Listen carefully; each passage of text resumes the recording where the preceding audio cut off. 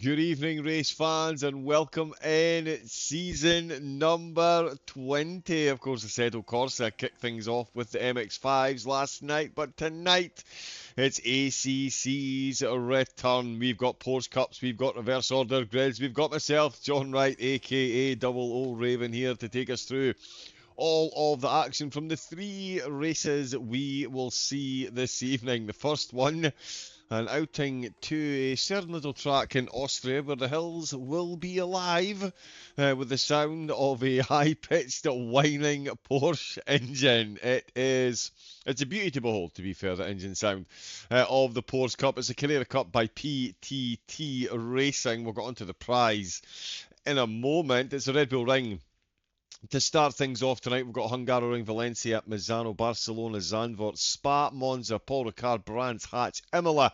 Round 12 will be voted for, and the Nordschleife will see the conclusion of the series. 13 weeks for the drivers to duel it out, and of course the prize, the Silesia Ring in Poland, awaits in a Porsche Cup car. That's right, a track day with PTT, the real life racing team, sponsoring the event. And the prize, a day out at the Silesia Ring in Poland, behind the wheel of the very car they will be racing in this evening. That, of course, oh no, part of a wide calendar of events. We've got that coming up later on as well. Sorry, my screens are all just completely failing. There we go. We'll have a proper look at the schedule, or a full look at the schedule between the races, but that's what's on offer at the moment for season 20. We will jump in here. Excellent. As I say, it's the Post Cups tonight. They've got a short 12-minute qualifying session, which will decide the starting order for the 30-minute race the drivers will be taking part in this evening. Quick trip into the pits for them all as well.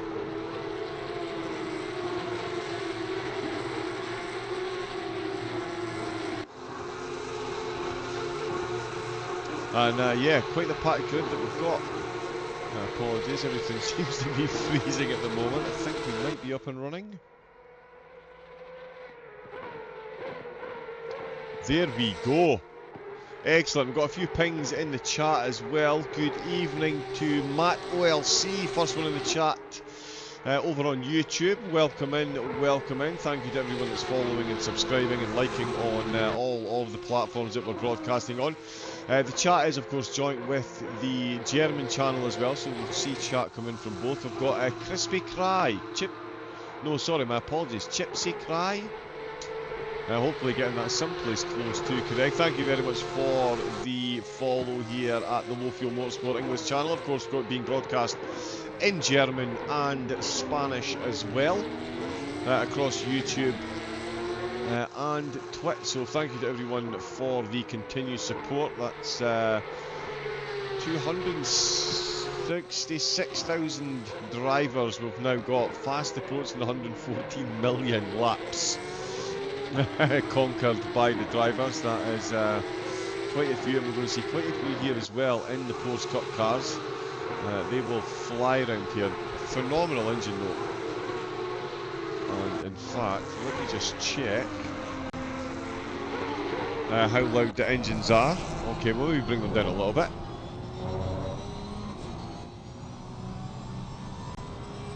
And there we go. So as you can see, the cars are out. We're already 3 minutes in, so we're going to see some times coming in pretty soon. As I mentioned, we've got some really quick drivers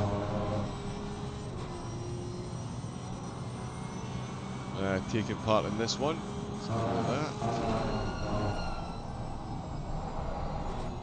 So I'm expecting to see some quick times. We'll see a lot of them in the Pro Series. As I said, we're going to have 3 races tonight. It is the CaseKing.de Pro Series. That will be the same format as last year, a 20-minute race. After a 15-minute qualifying session decides the starting order for the 20-minute race. Then the starting grid for the second 40-minute race will be the top 15 reversed, and everyone outside the top 15 will start race 2, where they finished in race number 1. So it'll be interesting to see how the drivers go from the Post Cup cars to the GT3s in what could easily be described as very short order.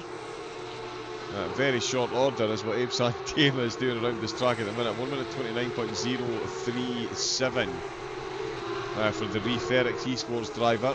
He is moving quickly. He's got a good 4/10 gap back to Finn Zimble, the Gladius driver. No stranger to these cars. Jan Boucher making an appearance in the top 3 at the moment. Eurobeats intensifies driver with a 1 minute 29.5. A couple of drivers on 29.5 actually. Kren for Flyby Esports not far behind. You can see on the track map there, it is relatively busy. 30 drivers in the server.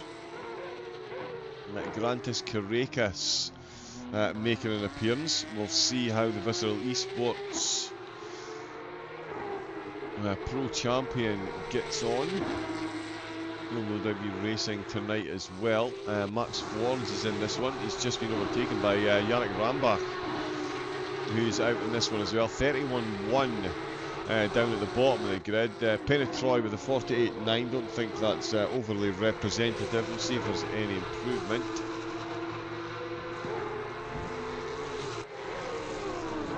Not on that lap, so now on to a flying lap. Kajpor Kato, yellow flag. Giroux's going quicker. So is Jan Boucher behind him. No one touching Santema at the minute. He's actually threatening. There's a bit of Rexy. No gold tooth, so this must have been pre-win.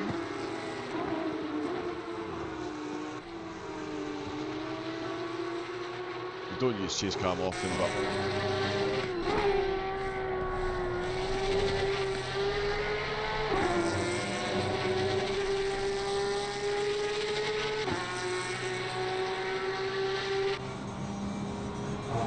it does sound very good from the outside. A few people cheering on in the chat. That will be in the German channel. Who will? Oh, Abe Santema with a yellow flag. Oh, it's a big yellow flag and straight to the pits. Once you've got 5 minutes left, plenty of time to get out and get a lap set. No major improvers in the top 20. Lewis Lavslick currently almost a second up. Just coming out with turn at number 8, going into the final 2 corners. These will be real. This will be real fun section of corners in this car. Oof. A very finite tyre life these things have got as well. Oh wow! Hopefully that was still within the track limits. Well, let's see. Oh no, he's lost that time. Oh no, my apologies, he's brought it home, he has brought it home, he's jumped up to 16th, he's gone from 23rd to 16th. 1 minute 30.8, 1 minute 30.0. D'Souza with a 30.0, Rainman with a 30.0 as well. Dennis Shops and Benjamin Voigt are both on 29.9s. And Grantas Carrecas has not only set a time, hands up anyone that's even remotely surprised, yep, he's gone quickest. 1 minute 28.965. That's a decent lap time on his back in the pits. Wasn't happy with the way that one started. And out he goes again. So Santema picked at the minute. Florence is up on his lap. Spider BC, my apologies. Really do need the glasses at this age. But Spider BC, thank you very much for the follow. Welcome in. Love that camera angle. Are we here to cheer on anyone specifically? Are you a racer yourself? Feel free to jump in and let us know. Michael Frey. We know how much he loves a port. So no surprise to see him taking part in this one, and yeah, qualifying at the moment, top 10. 4 minutes to go, so he's still got time. Some more improvers down at the back of the grid. Schiebelhuber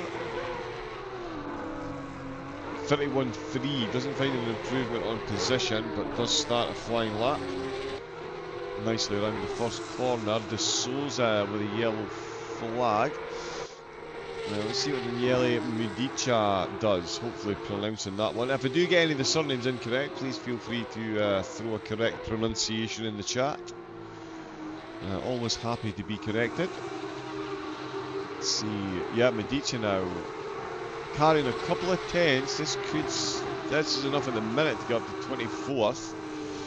So a couple of positions to be had. That's all 30 drivers now set a time. It's still Grantas Carrecas with a 28.9 that leads the way. Santema leads the charge with a 29.007. Max Florence 29.192. So almost 2 tenths behind. Medica's found another 10th, just coming through the final couple of corners, can carry these across the line, and that's up to half a second. This is going to be a decent little jump for Medica, going to get very close to 20th, 23rd. Looking to join one of 5 drivers on a 30.0. Feher, Rubens Labs, D'Souza, Uzumani, and Rainman all in a 1 minute 30.0. That is incredible. Unsurprisingly close once again. Carrecas down on his lap at the minute, but he is still out. 1 minute 49 left, so they've got time to finish this and get another one in the books. Really using those curves. You don't get away with that in the F4s. Speaking of the F4s, of course, stay tuned after this race. More racing to come, and we'll have a full look at the schedule for season 20. Set of Corsa, race room, automobilista 2, iRacing, and of course ACC as well. More movers there. Michael Frey crosses the line, gets himself up onto the second row of the grid. Join Santema on a 29.0. Excellent, excellent, excellent. Who else do we have improving? Finn Zimbal. 2/10 at the moment. This could see a jump of up to 4 places potentially. Maybe even 5, in fact 3/10 here. So yeah, Zimbal finding good time. A lot of the drivers finding time through 7 and 8, so the track might just be rubbering in there, or maybe that's where the tyres are in their finest operating window. Oh, he's had a bit of a wiggle there, slightly unsure on the accelerator with an overkick of steer in over the inside curb. Has lost a couple of tenths but will improve. Vin Zimbal into the top 10, 4th place. Wow, that was a much bigger improvement than the... Oh no, sorry, yeah it was 3/10 across the line.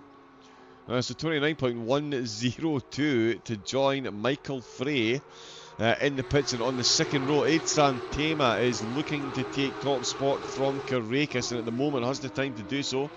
Only got 2 corners left to go.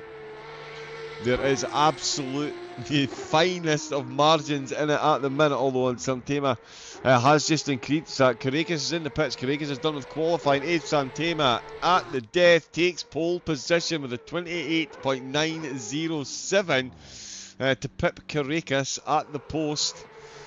Yusamanye across the line with an improvement. Goes up to 16th. Penetroy has been given the checkered flag. Ben Rees still on a lap. Abe Santema though is looking good to start in pole position unless something comes completely out of left field here. We'll see what Reyes can do. Just heading into the final 2 corners. Townless Racing being represented. Let's see what he's got. Currently on a 30.5. 30.4, so an improvement of a tenth of a second there. Does see another position come the way of Reyes here in the PTT Porsche Cup. We'll get the results, in fact. Yes, we'll need to get the results at the moment.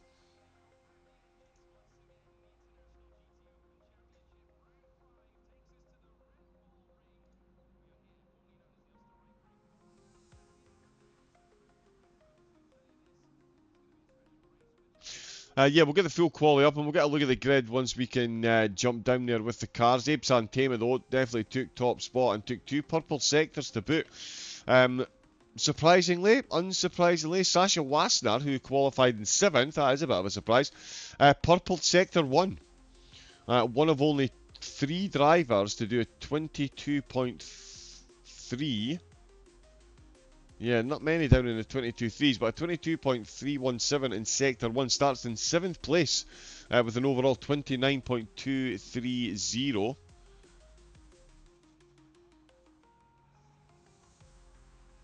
There we go, confirmation up now. Here at the Red Bull Ring for round number 1. Santema, Carrera, Frey and Zimbal will take the top 2 rows. At the start of tonight's race. Kaz Paul in 5th and Florence in 6th, as was seen. And as I mentioned, there's Sasha Wassner in 7th with that purple Sector 1, so will definitely be one to keep an eye on during the race. The slowest quality time, 1 minute 31.3. And as I mentioned, several drivers on the same time. And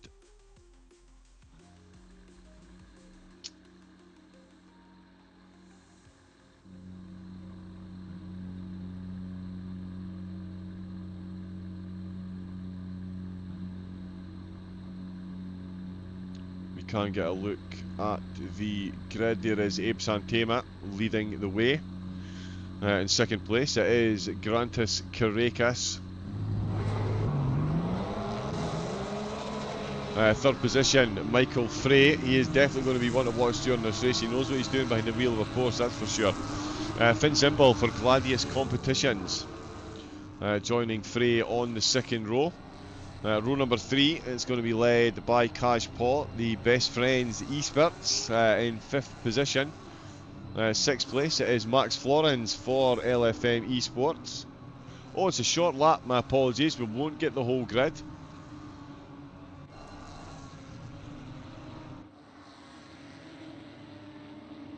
It's just a short grid, short start. Wow, the tyres are going to be a fun calculation for the drivers here. Let's see what happens into turn 1. You can hear them absolutely revving it. There's green lights, his foot down, it's flat out, and it is flying towards turn number 1 as Carrera's instantly trying to close over. And that's all the care being used here by Santema. Just enough room being left by Santema, and on the outside, the favour was returned there by Carrera. He's cost himself a little bit of pace as Michael Frey puts 2 wheels on the gravel, goes in for a little bit of bump draft, and it looks like Penn and Troy made it through. There's a bit of door banging behind them on the straightaway. We'll see what the leaders do. Into turn 3, they go 3 wide as Michael Frey goes up the inside, and it is Grantis Carrera has lost out massively. He's down to 4th position as we've got a car quickly off and back on again. Finn Zimbel looking to defend the position. Leon Crane dropping another position as Sasha Wasner fights back to retake 7th place, but it's Abe Santema who's under all kinds of pressure up at the front as Carrera's now down to the 4th place as Michael Frey takes 2nd and Cash Paw takes 3rd place. Carrera's 4th, Zimbel in 5th. It's Florence in 6th, Sasha Wasner in 7th position. Leon Crane can see a battle in his rear view mirrors. It's Petouche and Christian Boucher. They go side by side in the near matching blue Porsches. Blue on black and blue on green with Rexy in the background looking to take a bite out of both of the rear spoilers. Oh, we've got a big incident there. On his Callet Racing as Daniel Doer finds himself tumbling down the order. He's had a big incident there. Abe Santema not looking back at the moment. If he was, that is what he'd see. A solid train of Porsche Cup cars tearing their way through the air and out with that last corner at the end of the first lap. He's still got the lead of the race, but the big news, of course, Michael Frey up to 2nd, Cash Paw up to 3rd, Grantis Carrera's down into 4th place. What can the Pro Series champion do in the next 28 minutes? Plenty of time to work his magic. Not many incidents at the start. We'll try and catch some replays in a minute as we're trying to see Carrera's fending off more advances from the field, and as Carrera's is trying to make the move. Cash Paw defending back. He's now got the inside line as they head down the hill into turn number 4. This one, every corner here is a tricky one at the best of times. Turn 3, Remus, that is all kinds of fun. Carrera's round the outside looking to take the position. Paul's got the inside line, he's going to come straight back in it as Carrera's hung himself out to dry. Is Finn Zimbel about to be handed a free position here? Yes, he is, or is he? He's round the outside in turn number 6. There is Carrera's nose, and here comes Sasha. Oh no, Max Florence, sorry, it's Florence followed by Wasser. Florence is having a good old look as well as this battle plays out. Zimbel trying to get past Carrera's as Carrera's trying to get past Cash Paw. I'm tripping myself up here, and Abe Santema merrily leading the way, just watching them all dance in his slipstream. Michael Frey though, he's got a nice bit of a breakaway actually, for being fair. Yeah, so he is definitely separating himself from this group ever so slightly. Carrera's will be keen to make a move as and when he can. Let's see about a front splitter cam. Nope. Let's go for an on board as Carrera finds himself on the inside, so he's not going to be out on the curves. Can Zimbel send one round the outside of turn number 1? He's ended up massively off track, and that's what brought Florence into play. Florence having a look, he's got 2 wheels on the gravel. Did someone say Sasha Wasner earlier? That was a Freudian slip for future events, because here he comes into turn number 3. He's got his LFM teammate in the middle of a 3-wide situation as Grantis Carrera looks to retake the position from Cash Paw. Hold off Finn Zimbel. Cash Paw's got nothing to do with this one. It's Zimbel that's taking Carrera.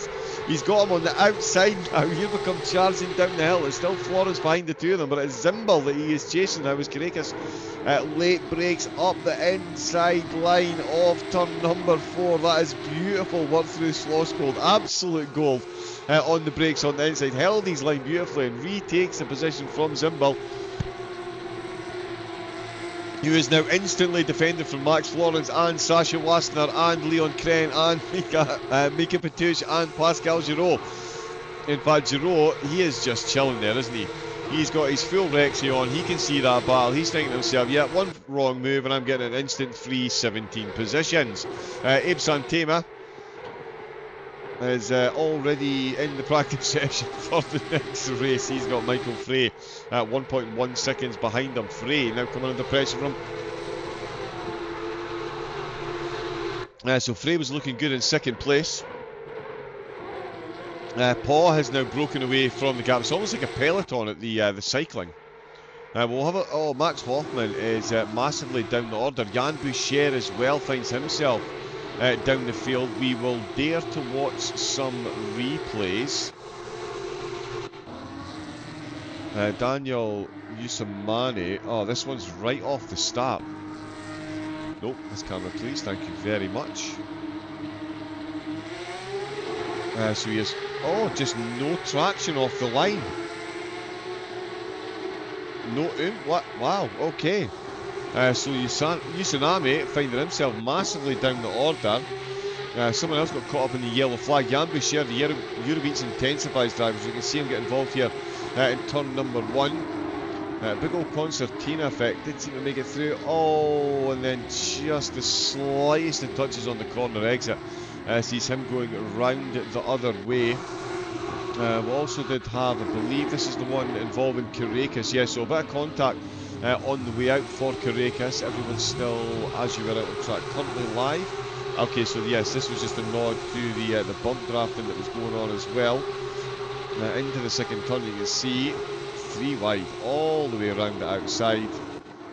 Yeah, very nicely done by everyone involved there. We also had an incident with Micah Patouche, the race place driver. This was down at the 4 actually. I think they caught a precursor to that. Finds himself out on track, almost finds himself with a Rexy in the back seat of his Porsche, if the car had one. They've all survived. Oh, he's gone for a bit of a bump draft. Driver ahead making a very early defensive move. That could have cost them both ever so dearly. Yannick Rambach into turn number 1. He is full slipstreamed up, not really gaining on the way into the corner. And it's cost him as a bit of a knock-on effect. Oh, and it's just gone from bad to worse there. And that is 255 Go Setups livery that I can see involved in that one. I think Mario Hoffman, he picked up a little bit of damage there. He was involved in a triple contact.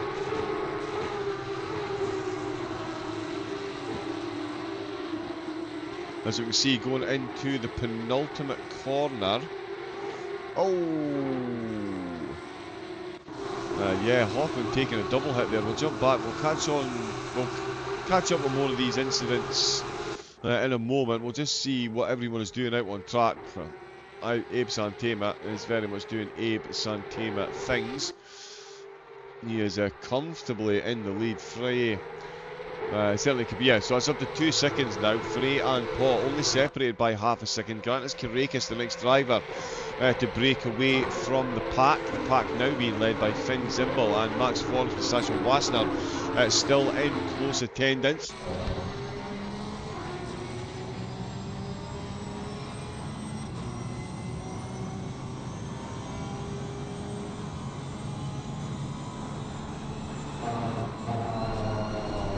Opening has made mincemeat in my throat, unfortunately. Oh, and he's got a bit close there. Leon Crane going to find himself potentially out of another position here as Patouche and Giraud swapping positions as well. So it's Giraud, Rexy in 10th. Another one without the post-race, post-win gold tooth. Doesn't quite get that overtake done there. A good group of drivers here as well. Peretroy, the lead driver of this little pack, the Rain Man. Oh, D'Souza having a big look there down on the exit to turn number 5. Or maybe a bit of a wiggle.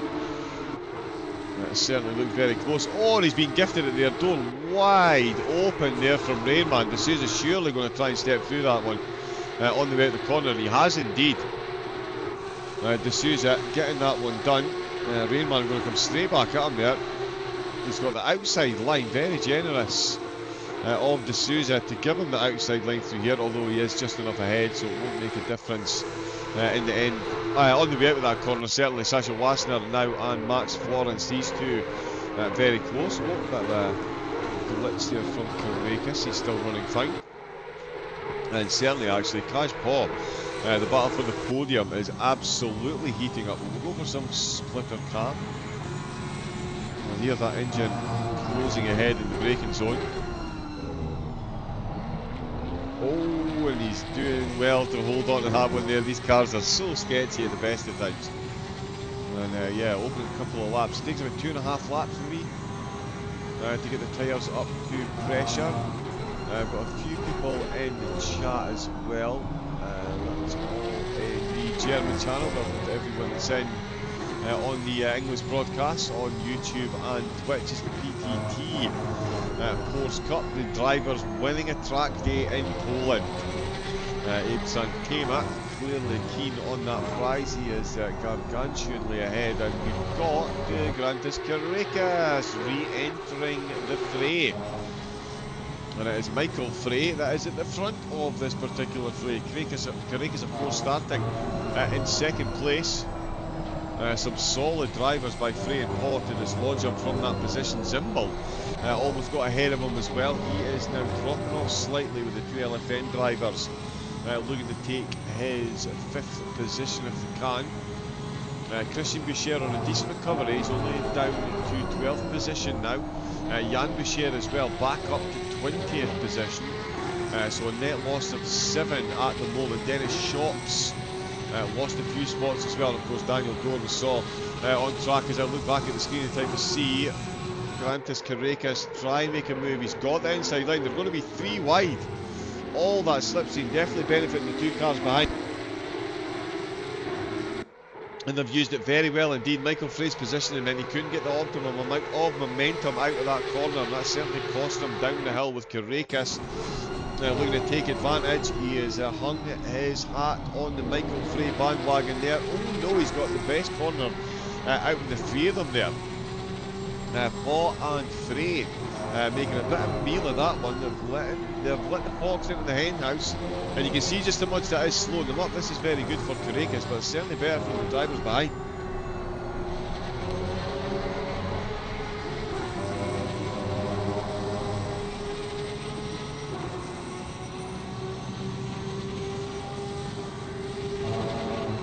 Yeah, threatened the 3 wide there through the penultimate corner.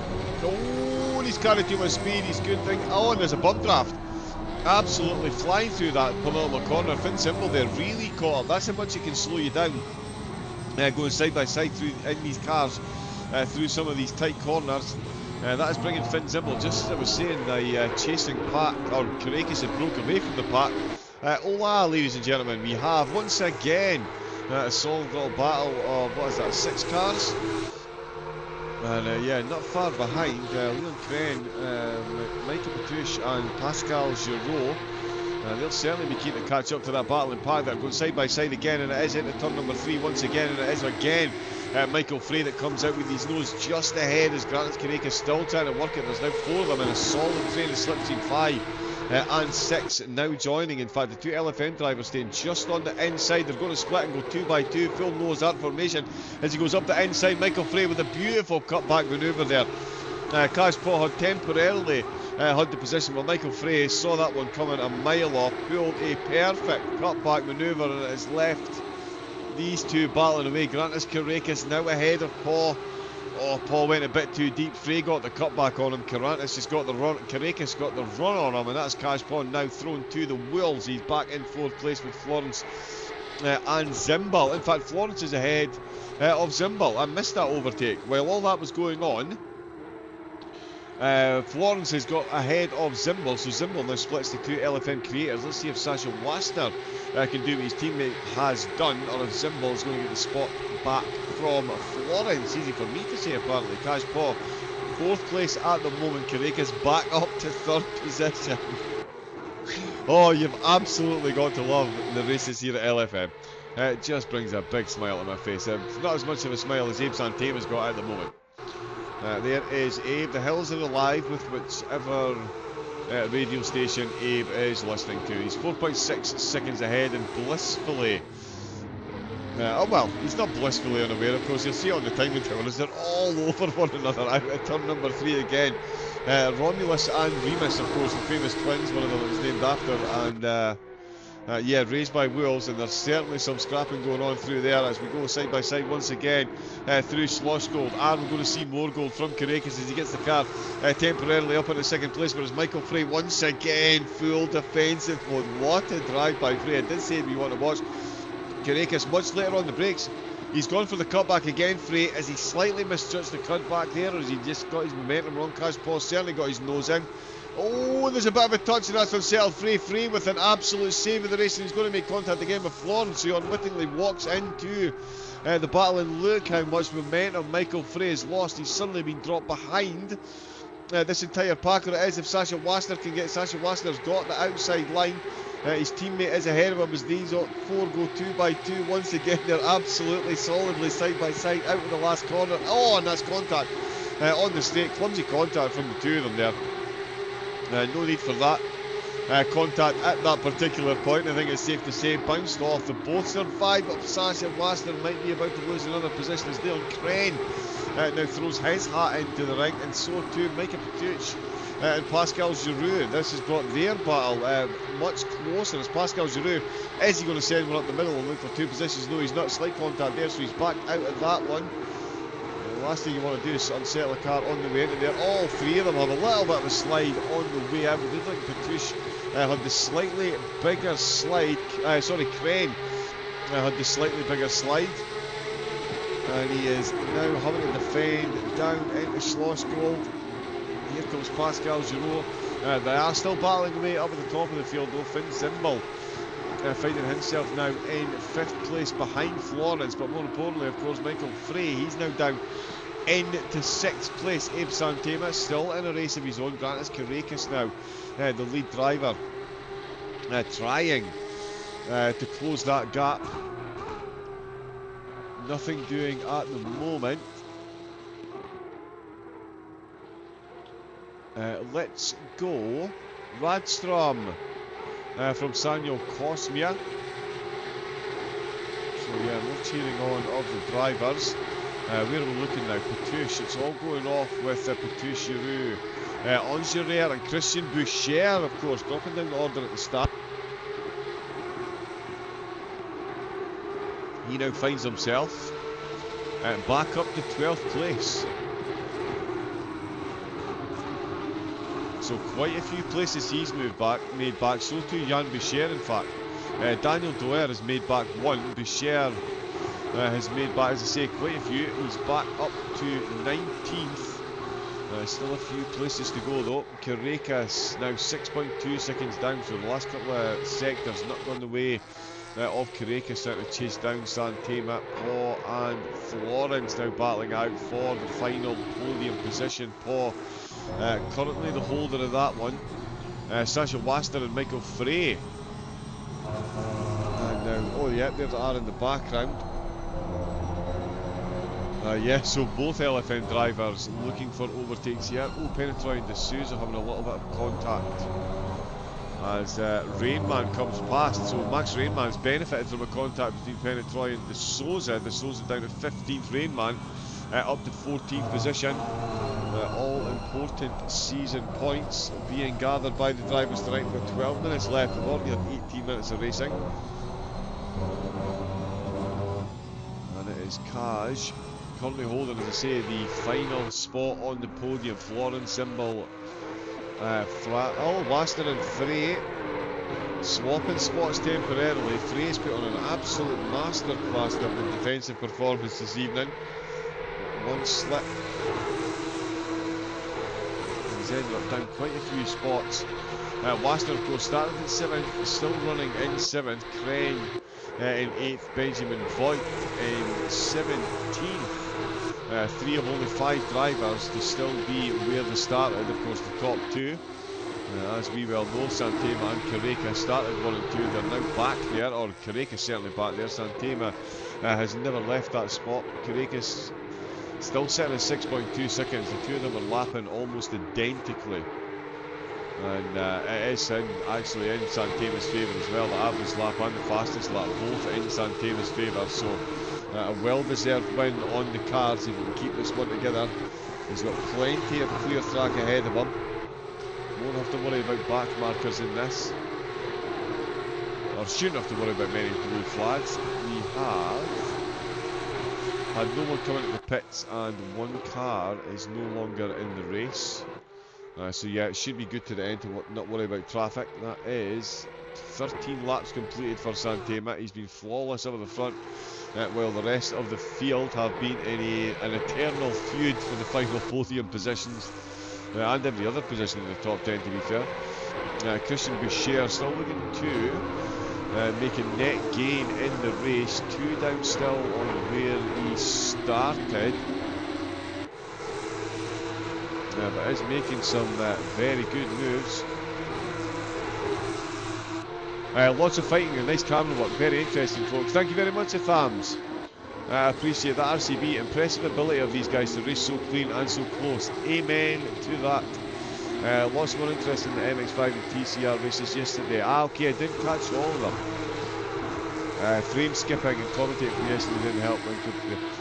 Yeah, there was a few issues with AC I heard yesterday, unfortunately. It's a bit of a tricky one on the processor.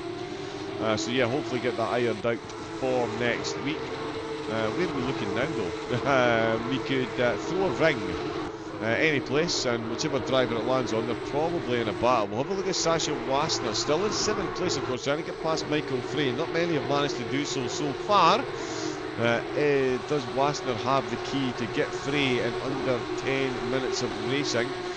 We will see. Florence losing a little bit of time to Kaz Paul, but only a 10th. I mean, it really is a battle between these two for the final position. Of course, Finn Simbel, we've seen what he's capable of so far. He's 5th place and well within striking distance. That is Michael Frey that you can't see at the lead of the group. There we go. Yep, he's just tucked in there. Oh, really wrestling their way through turn 1. Such a fun corner. I absolutely love this track. Absolutely love this track. Christian Boucher still in 11th place. Pascal Giroux, though, the intended target, the overtaking on the side-by-side. Yes, indeed, there are, so no point in front splitter cam. Let's go into Remus and see who is rolling in the aisles on the way out. Boucher has gone for it. Around the outside, he's going to have more momentum and just doing a bit of Tony Hawk tail slide on the exit kerbing. But it is enough momentum to get his nose cleanly in front of Giroux. That is Boucher at the moment up to 10th, tears into that braking zone with a good nose in the lead, fairly uncontested on the exit. And that is the type of overtake you need around here. Very nicely done by Boucher. Pascal Giroux will instantly find himself under pressure. Jean Boucher, Christian and Jan, of course.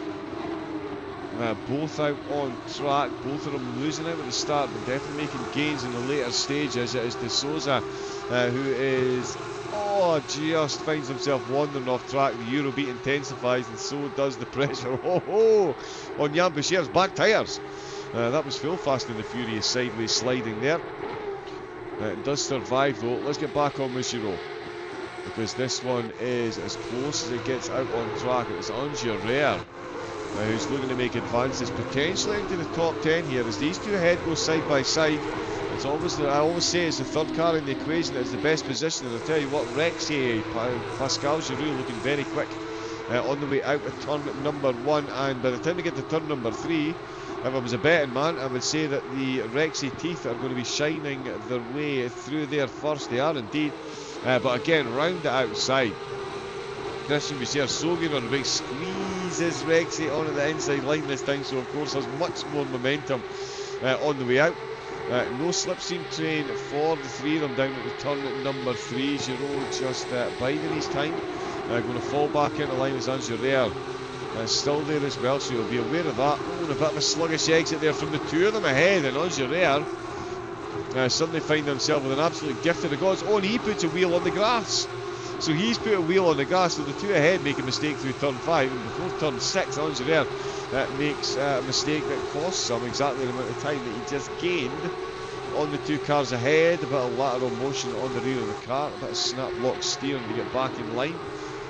You are still running line astern, much like Wasner and Frey.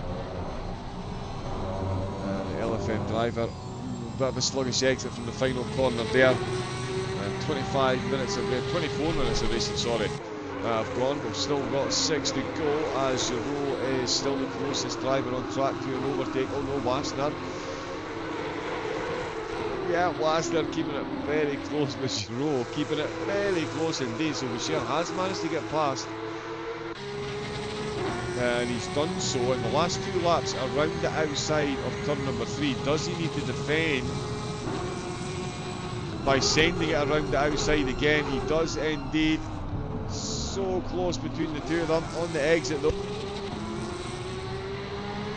It's Christian Boucher once again pushing it to the absolute limits of the track there.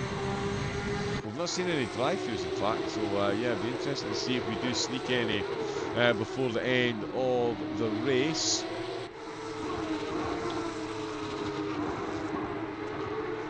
Athams, my apologies, Athams. Yes, yes, there was a GB stream yesterday. Yeah,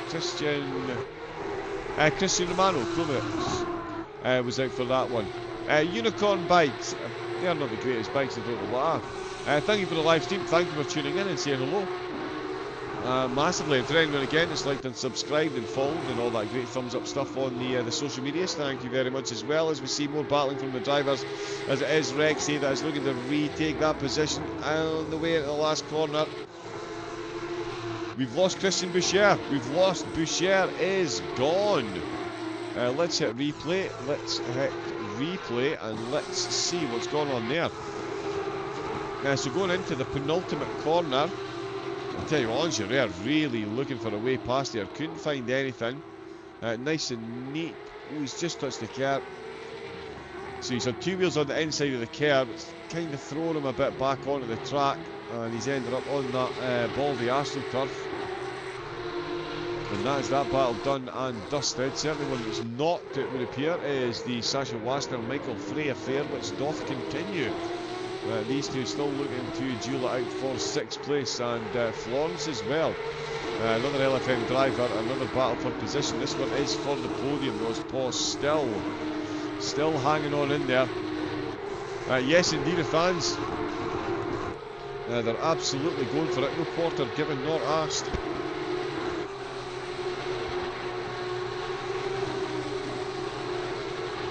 Abe Santema, he's had very little camera time at all. The gap though, exactly 6.2 seconds. So exactly the same as the last time we looked in. He was only half a 10 slower than Carrera on that last lap. He's just gone quicker than him on that lap there. There's Carrera across the line. 30.1, yeah, so he's lost a bit of time there. So Abe Santema, 3 minutes away from winning round 1 of the PTT Post Cup here at LFM. It will be a lights to flag victory for him as well. No mean feat in this field, that is for sure. Max Florence looking to get a podium position as well for LFM if he can, but it's Kaj Paul that is ahead. Paul has done some phenomenal racing so far, and in fact they are catching up to Carracas. Carracas are uncharacteristically slowish lap, 130.1. He's been consistently in the 29s, but that has cost him a bit of time. To the 2 drivers behind, and we're going to see some late podium drama higher up than 3rd place, because Carrera does look like he's losing a bit of pace as Wassner is within a 10th. Once again, he is really looking to press and get his way past this. A bit of a connection issue there for Frey. He is still running. I do like to call this the infield section. Oh, and the curves will go. Beautiful stuff by both of them, but it is Wassner, that is applying the pressure, and he's applying it maybe a bit too readily to the accelerator there as the back end once again looking lively under Wassner's watch. Can he craft a way past Michael Frey? It is looking like an ever uphill struggle. That's Frey with another good run out of the last corner. He's not forgiving this one up too easily. Christian Boucher has dropped back down to 16th. Oh, of course, yes, we saw that incident in the contact. He now finds himself battling with another Rexy. It's Benjamin Voigt who ends up off track there. So Christian Boucher tangled up with another Rexy livery. Now tangled up with teammate Jan. Which one's going to come out on top here?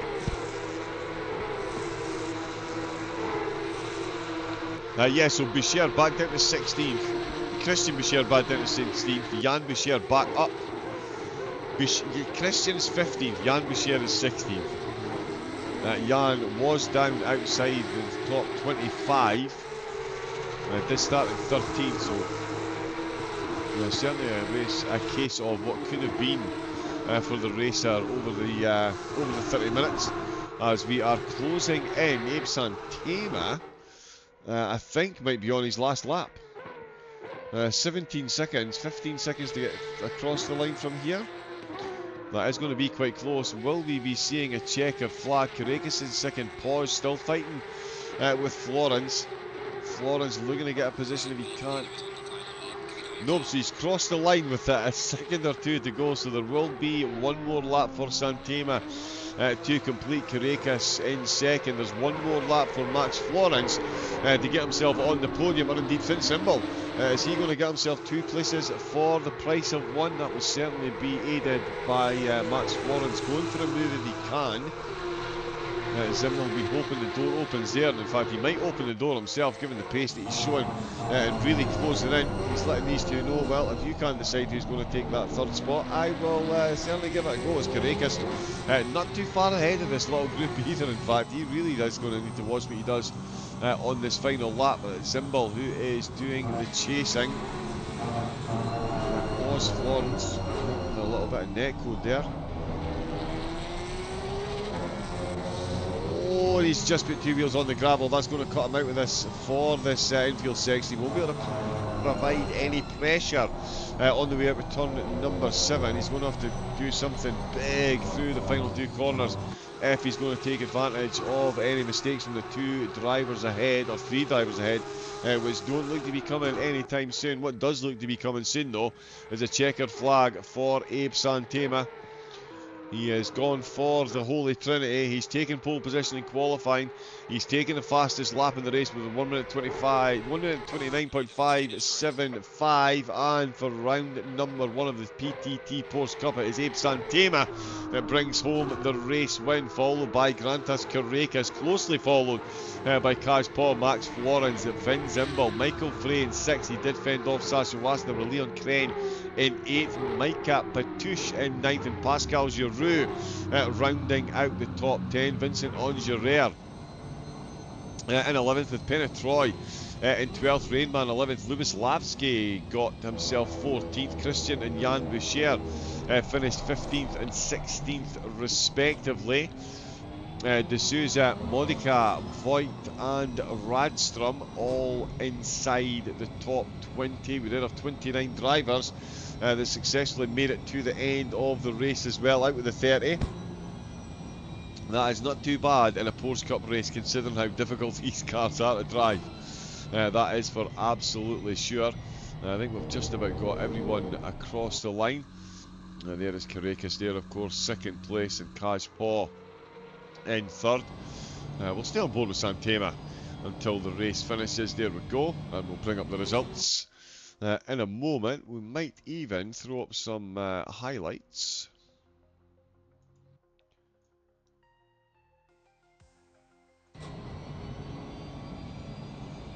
Before we get to the Case King .de series.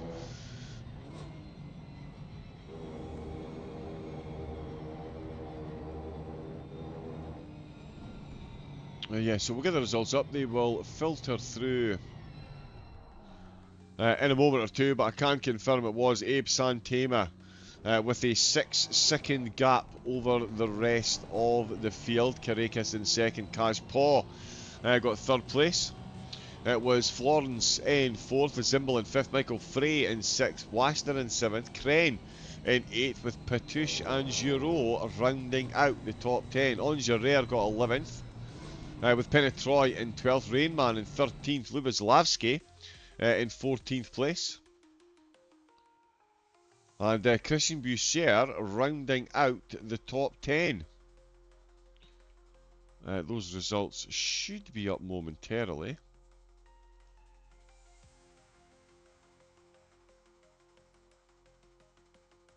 There we go, confirmation up on screen. Excellent driving, master production and commentary It's a must-see watch. Congratulations, and thank you very much, Thumbs. Well, stay tuned. We will be back with some more qualification and racing action. We've even got a reverse order grid coming up for the CaseKing.de Pro Series. At the moment, though, you are here. That jumped over a bit too quick. It is the Carrera Cup by PTT Racing. Red Bull Ring, of course. We've just had Hungaro Ring next time out. The drivers all vying for a track day at the Silesia Ring in Poland. What a prize that is.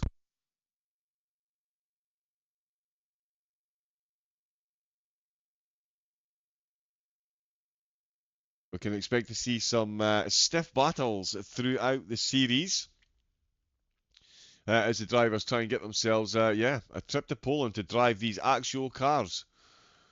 And I'm sure we will get plenty of footage of that one when the winners are announced. I cannot wait to see. Who wins this?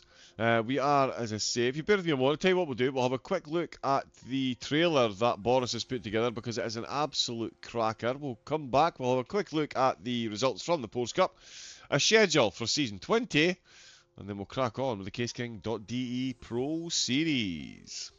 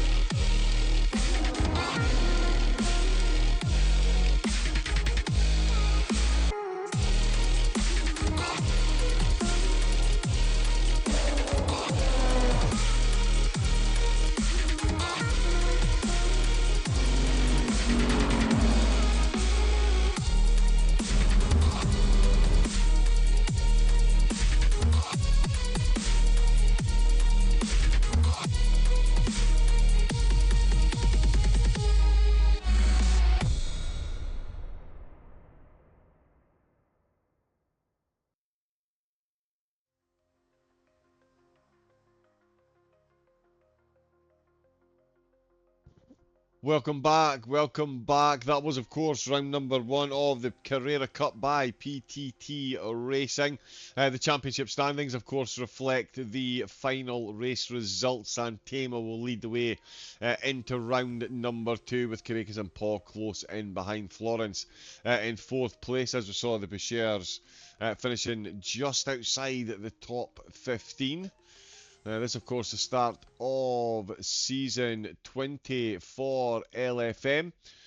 We have the ACC Pro Series about to start tonight. It will be a 20-minute race. There will be a qualifying session, a 20-minute race. Race 2 will be the finishing order from race 1 with the top 15 reversed, and it will be a 40-minute race for the drivers. Of course, a lot more on the calendar for ACC, the season 20 schedule. As you can see, we've got the Pro Series. There's the daily GT3s. We've got the Sunday GT3 and GT4 Endurance Series back once again. The GT3 daily sprints are also back. The Dual Cup with the GT3s and the GT4s on a Monday. We've got the GT4s daily as well. They start at Kyalami. That is going to be incredible racing. And of course, Monday, Wednesday, and Saturday, the BMW M2s and the Porsche Cups. So if ACC is up your alley, absolutely give it a blast. Of course, iRacing. We've got the GT3s and GTPs, the F4s, my beloved F4s.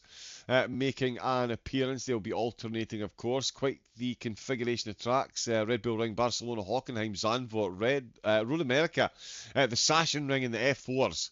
That's a standout. Sebring, Imola, Le Mans, Zolder, Daytona, Mugello, Mugello in the F4s. What a Boxing Day treat that is going to be. And, of course, Watkins Glen to round out the series. Automobilista 2. We've got the GT5 Pumas. With a 7-round series. Then the Mini Coopers will be taken over. Of course, the Formula Inters will have 7 rounds as well. We've got the Formula Trainers. Will be following suit. Spielberg short in open wheelers. Oh, yeah, that is a kidney-shaped track worth racing. The GT3s will, of course, be daily, and the LMDH and GT3 will be out on Sundays as well. Assetto Corsa well covered as well. Of course, we saw the MX5s last night. We've got the LMP2 and GT3s, LMP3s on the Wednesday, Sunday, and Tuesday and Saturday rotation for the 13 weeks. The Green Hell Cup every Tuesday and Saturday, of course. The F2004s are out for season 20, as well as the Radicals, my beloved F4s on Assetto Corsa as well. The GT3s and the Porsche Cups daily and the Monday and Thursday special races, and of course the Daily Tribute, the MX5s and the TCRs. That is quite the schedule they've got as well. And last but most definitely, certainly not least, because it is the greatest sim in the world, it is Race Room schedule. We've got the Aquilas that are out daily with the Monday GT4s. They're starting at Brands Hatch. The Nordschleife every Wednesday, different cars. It's the 24-hour layout to start 6th of October to the 12th of October, so that one, of course, still running. The GT3s are out at Daytona on Friday, and the LMDH and GT3s are making an appearance at Daytona as well. And, of course, Sunday morning and Sunday evening, there's 3 races on Sunday. I will be taking part in all 3, so I do hope to see you all out on track as well. Of course, it's Jay Wright in Race Room. Silverstone will be out there in my beloved F4s, and what a calendar that is. Aragon, Ossersleben, Shanghai, Norris Ring. Paul Ricard in the F4s is going to be fun. Twin Ring Motegi, Suzuka Nürburgring, Monza, Macau, Zandvoort, and Laguna Seca to end that series. Cannot wait for that one to take place. But of course, we are about to see the first round of the CaseKing.de Pro Series. Champions will return. Will they fall at the final hurdle? The final boss of sim racing, of course, reverse order grid. The top 15 from race 1 will be reversed for the start of race number 2. And we do have the server now live.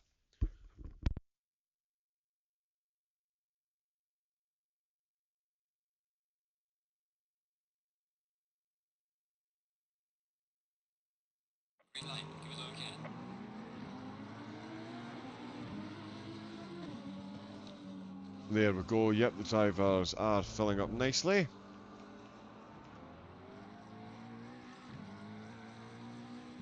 We'll get some technical stuff going on in the background as well. Thank you for following Banzai898. Welcome in, welcome in.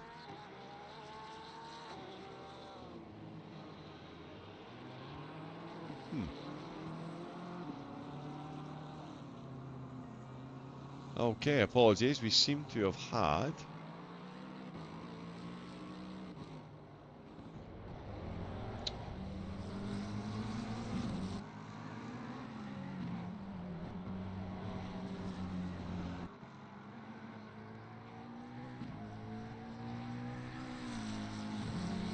yeah, a little bit of an issue with the video there. Let me just see if I can fix that. Not sure what's going on there.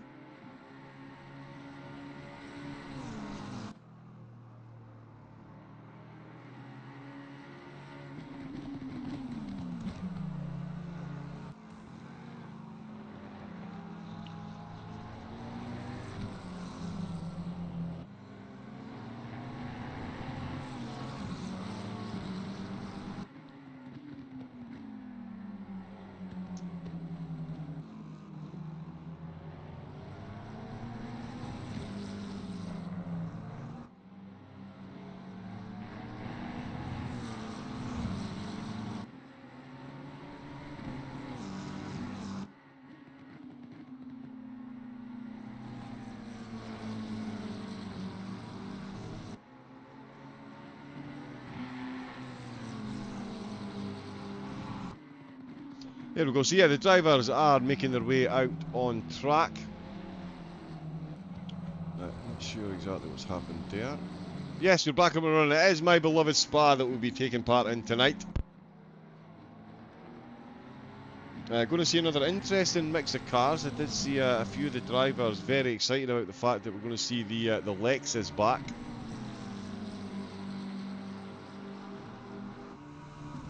And we'll see how many we've got. 28 in the server at the moment. Quite a few new names as well. There's a couple of drop rounds, so some of the drivers might not be taking part this week, and they'll just come in for the final 9 rounds, set tremendous scores, and find themselves as champions. The driver's just practicing. Bear with me a moment. Let's just jump there and enjoy some footage. I'll be back in a moment.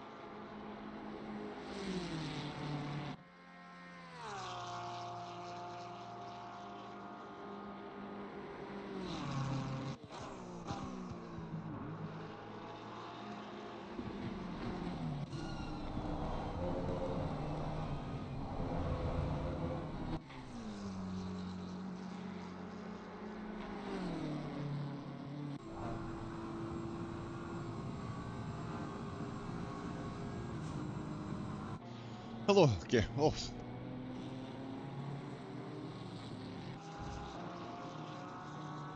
I may be slightly out of breath running up and down the stairs.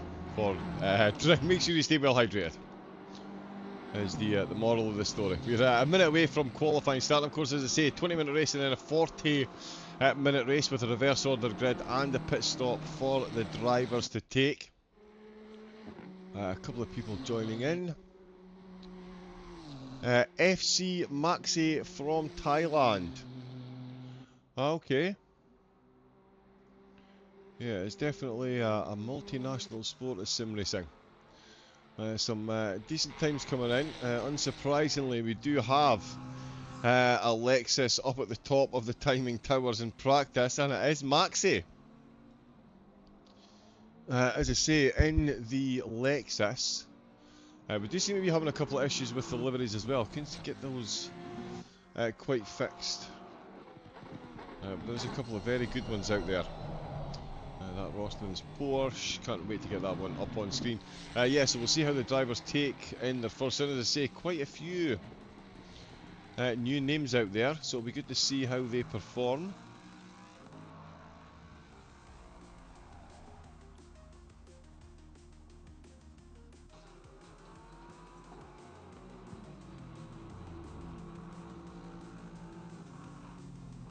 And yeah, there will be a mad rush in a moment or two. In fact, actually, we've got 2.5 minutes until the end of this session. Of course, it is the first round of the CaseKing.de Pros. Prizes will be confirmed before the start of the race next week. We'll bring you full details, of course, of those. There is some incredible prizes that we didn't even mention yet, to be fair. The Porsche Cup ACC up for grabs. Racing gloves galore in the GT4s. There's a €100 voucher and 2 raffles, 75 and 50 euros. We've got 3-month race engineer passes as well.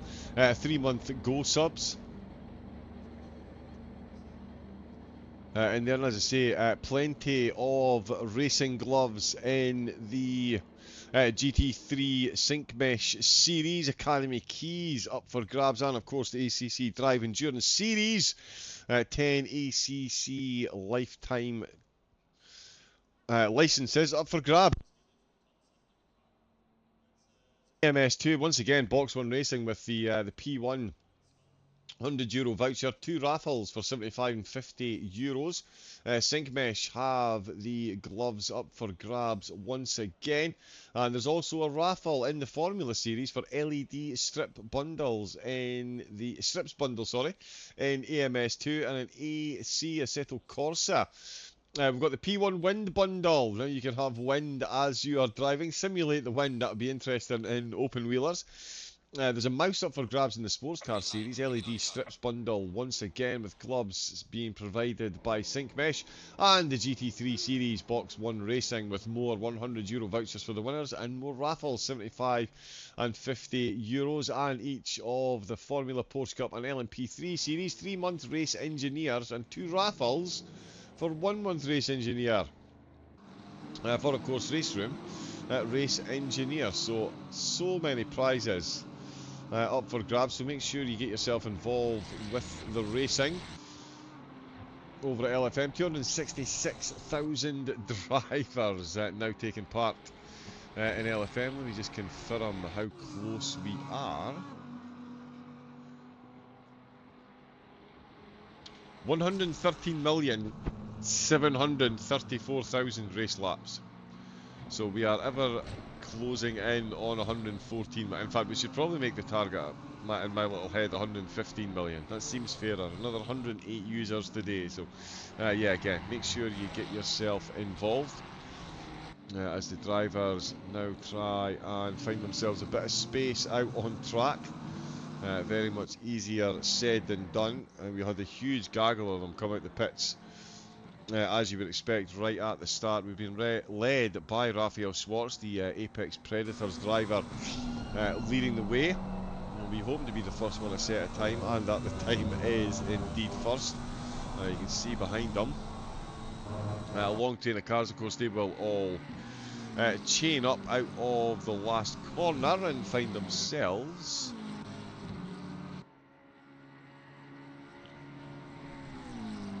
Looking for a bit of space if they can. The finish line, of course, after the final chicane. The start line after turn number 1, slightly different from the GT3s than the bikes and the F1 cars. But that is Schwartz about to start his flying lap there. You can see everyone's slowing down. Fusion Racing with another nice liveries. But yeah, everyone's slowing down. Out of Blanchimont, they're all going to queue up.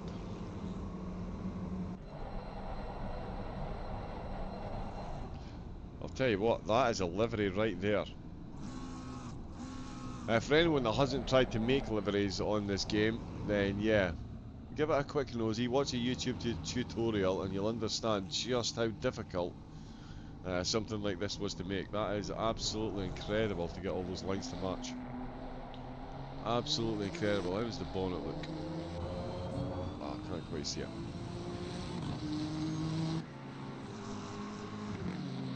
Good to see that Nissan, good mix of cars. We've got Hondas, we've got Nissans, of course the Lexus we saw very quick in qualifying. Plenty of McLarens out for the season as well. Good mix of tracks. I mean, it's going to be difficult to pick one overly meta car, although the Lexus should do pretty well. Should do pretty well. Not many Porsches. We do have an Aston Martin in the mix as well. But oh, now Schwartz lost a bit of time to the BMW behind him. He's certainly being closed in on. That was Rich Mando. We'll see what Schwartz is doing out on track. Yeah, that is a very quick BMW behind him. Marvin Giegel. He's going to be benefiting from a lot of slipstream here. He does look to be the quicker of the two, but of course it's qualifying. Schwartz has got track position. So yeah, overtake at your peril. The stewards are watching. Oh, let's turn that back to there. Perfect.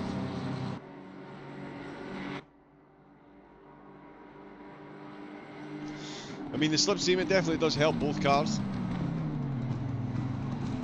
The car in front and the car behind. Let's see what Schwartz does across the line. See a few of the drivers go for the full 15 minutes, and I tell you what, that's instantly Westphal takes the top spot. Nope, there goes Ordace quicker. Schwartz got a 2:18.2 first across the line, but that time is tumbling. And it is Maxi, 2 minutes 16.3, 6/10, already quicker than the rest of the field. No messing about from the Taiwanese driver. Very quick in that Lexus. Look how low slung that is.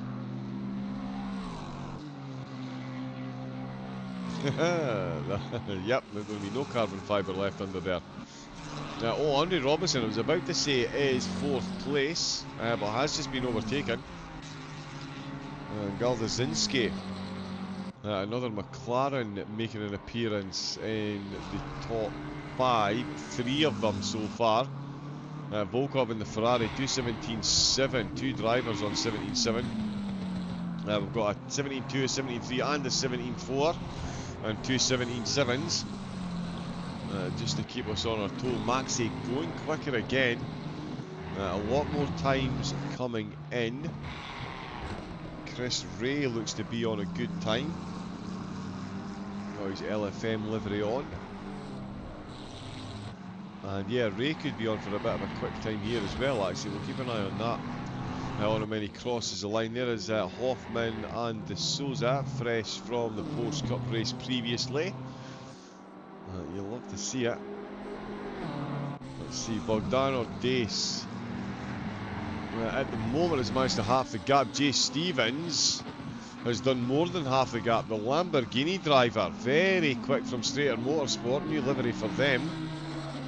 Oh, that's just an in-game livery. Yeah, we are having a little touch of an issue with the liveries. Let me see if we've got any resolution.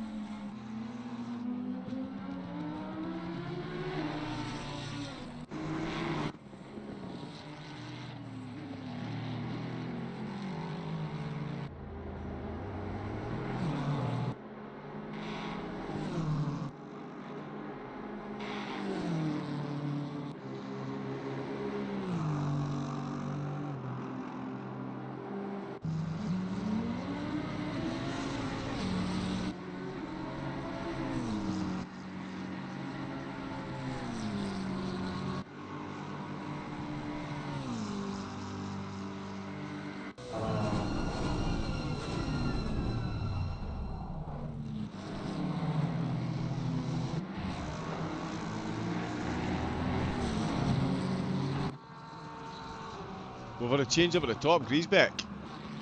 Now we're at 216.1. Another Lexus. Slow Racing Super Pro Max E Sport. That's quite the contradiction in terms. Certainly no contradiction up there though. 0.150. So a tenth and a half of a gap to Maxi. Bogdan Ordes, again, threatening to go quicker. Got a 216.7, was 3/10 up in the Mustang.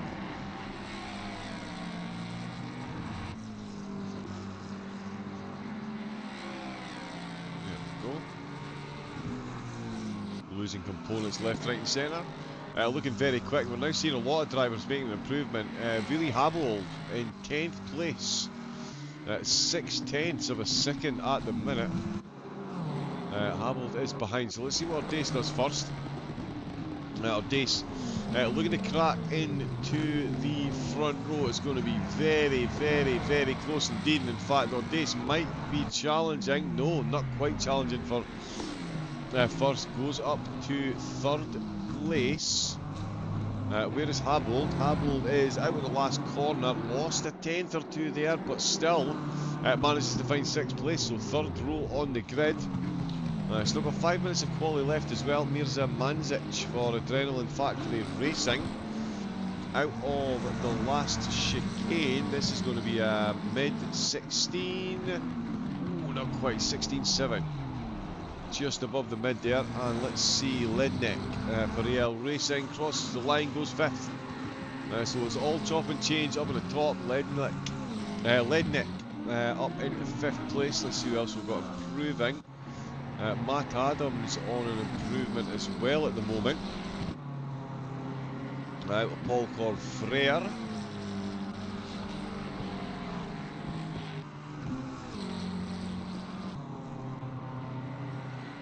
Have I joined the incorrect split?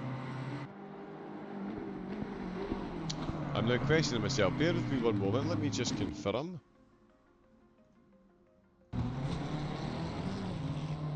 Oh my goodness me. Yes, thank you for pointing that out. I have, in my haste, jumped into split 2.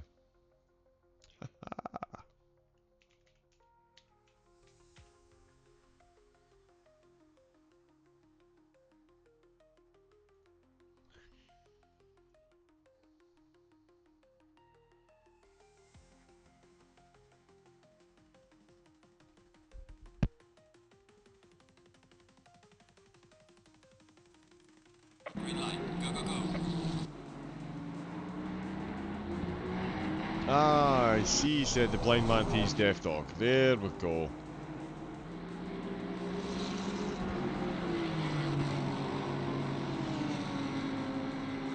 Dave Mars, thank you very, very, very much for pointing that out. I did, in my haste, jump into split 2.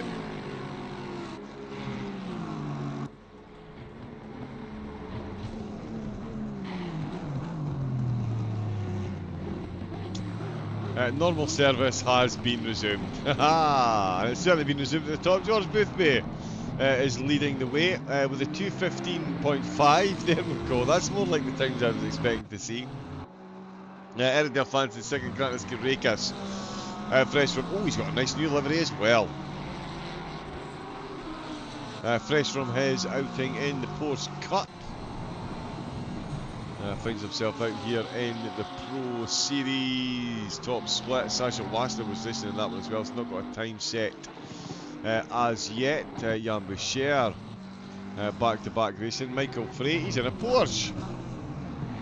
Surprise, surprise. Amadeo Castrina, quite a few previous winners making their way into the series once again.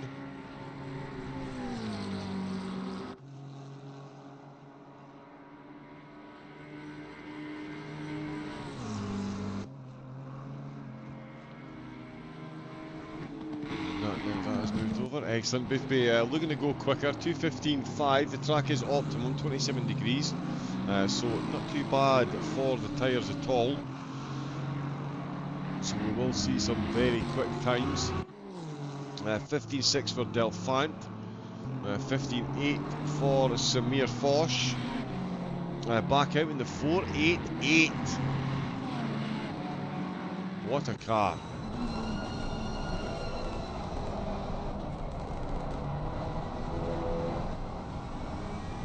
Absolutely love this machine. And yeah, clearly so too. Foch up into third place. Carreras in fourth.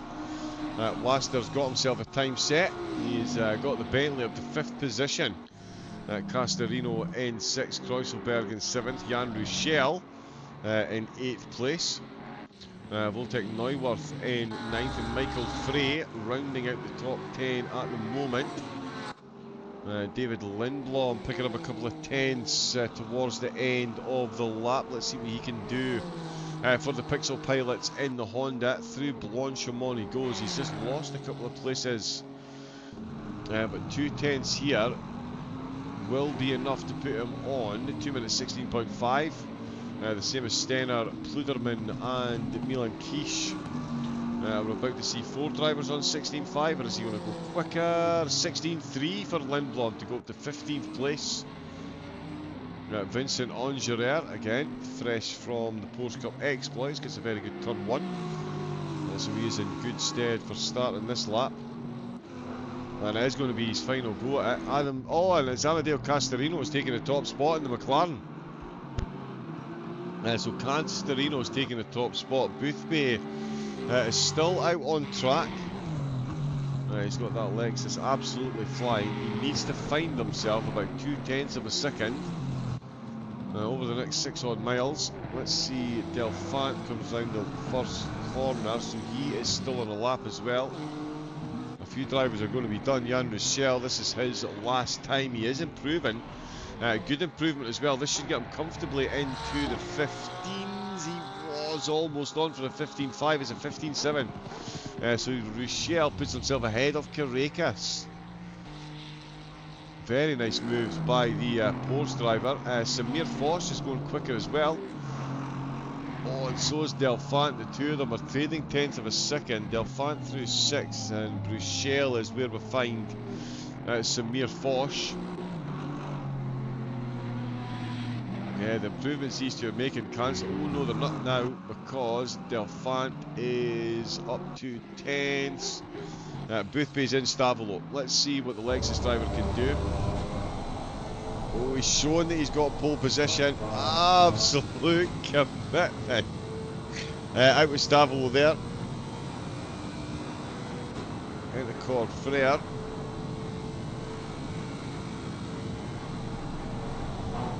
Absolutely pinned, as you would expect. He is a 10th up. It is showing at the moment it's enough to take the top spot. Is he going to do it at the death?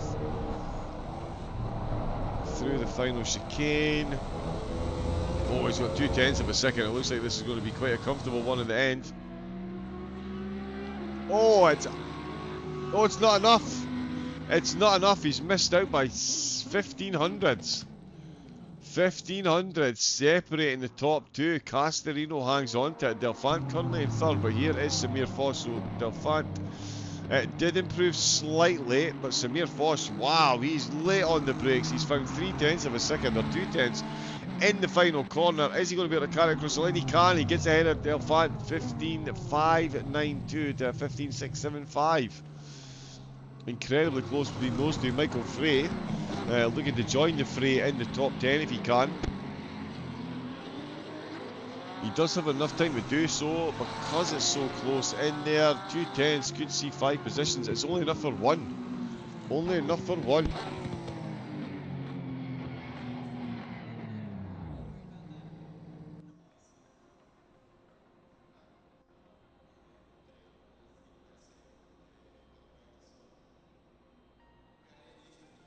We'll get a full look at the lineup of cars as soon as I can get onto the grid, but confirmation. Castorino, purple sector 1 in the McLaren, takes pole position. George Boothby, purple sector 3 in the Lexus, takes 2nd. And Samir Foch, purple sector 2 in a Ferrari 488, in 3rd place. Delphant in the Honda in 4th, and Ruschel rounding out the top 5 in a Porsche. We've then got Voltec Neuwirth in 6th position. So yes, 6 different manufacturers in the top 6. Carrera in the 296 Ferrari means that the only manufacturer to repeat itself in the top 6 is the Ferraris. Kreuzelberg's also in an Aston Martin, so 2 Astons and 2 Ferraris in the top 10. Those are the only manufacturers that duplicate themselves. We'll see, there we go, Pro Quali results up on the screen. It's going to be another absolute cracker of a season, as this is how, if this is how we are opening up the qualifying, with of course, oh, that's all froze.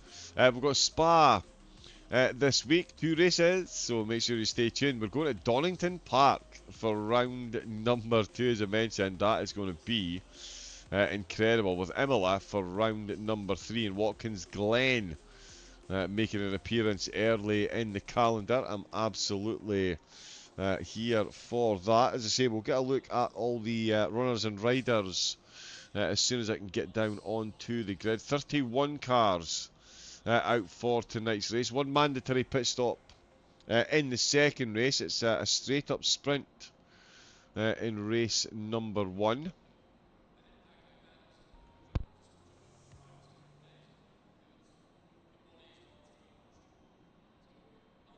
And yes, my ever favourite reverse order grid. The drivers, mixed emotions on that one.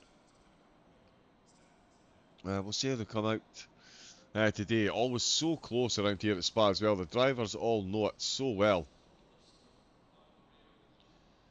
Yeah, a second separating the top 9. Sorry, the top 21 drivers separated by a second. Bellick didn't set a time, sorry. I only just saw that there. Tim Flake down at the back of the field as well, 1.9 seconds off the pace, but still Grande. The slowest time set in that Porsche, but it's still a 2 minutes 17.6. So that is quite the standard that the drivers set up at the front of the field.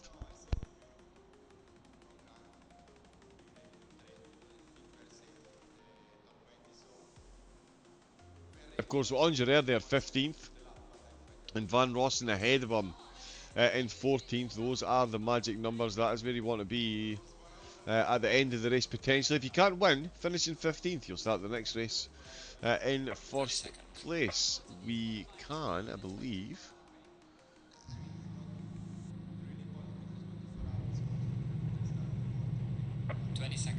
Yeah, I think we can get the grid up and running. Bear with me a moment. Let's see if we can make this happen.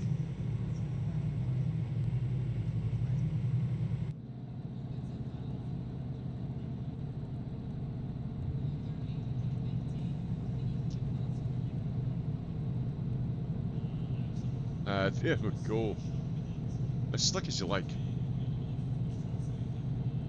But yeah, confirmation then, it is Amadeo Castorino starting on the front spot, joining on the front row. It will be George Boothby. So close between the two of them. 1500. Samir Foch in the 488. What a resurgence for the car. Third place for the LFM content creator. In fourth place, joining on row 2, it will be Eric Delfant in the Honda. Fifth position, LFM driver Jan Ruchel. 2 minute 15.780. Votek Neuwirth in the Aston Martin for the Aston Martin enjoyers. Certainly be enjoying this starting position. Grantis Carreras in the Ferrari, starting in 7th. In 8th place it is Tim Kreuzelberg for Dynamic Motorsports by Kalinic. 8th place we've got Sasha Wassenaar for LFM Esports.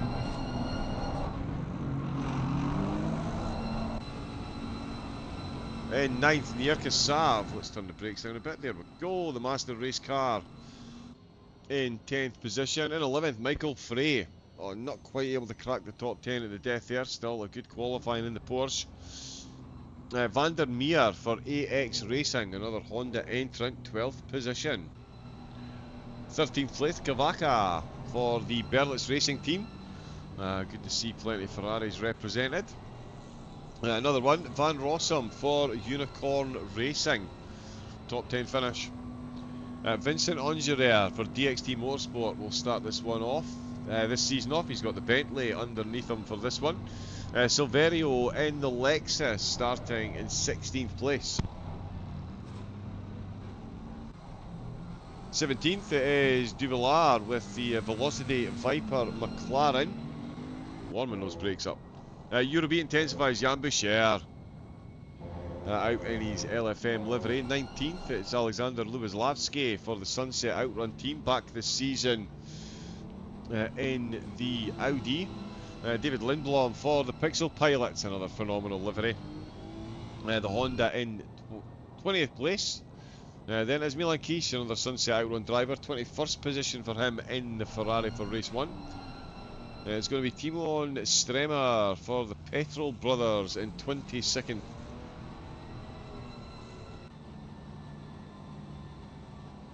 Then we've got Jez Pluderman, Apex Predator, starting in 23rd. 24th is Samurai's racing team, Adam Pinzez in the Lambo. Then we've got Max Musterman in the BMW. 2 minutes 16.7, 25th place. In 26th it is Strikalowski in the Aston Martin. In 28th, my apologies. We've got Benjamin Voigt in the Lightning McQueen Aston. Then it's Claudio Zaza, Sky Sim Sports Ferrari, starting in 28th. We seem to have got some crossed wires here on the telemetry, but Tim Flake for SL Racing, he's got an Aston Martin. He's in 29th position. Then it is Andrea Grande in the Porsche in 30th place, and bringing up the rear, Kevin Bellick for GT Racing in the Lamborghini.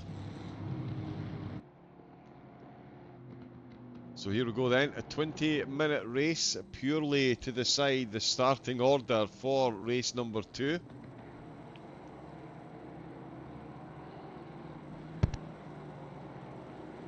This one, of course, a straight sprint. There is a mandatory stop in the second race. And it is a 40-minute, so we'll see what the drivers do through the pit stop phase as well. We've seen quite a few penalties in a couple of the races for violations in pit lane, so we'll need to keep an eye on that.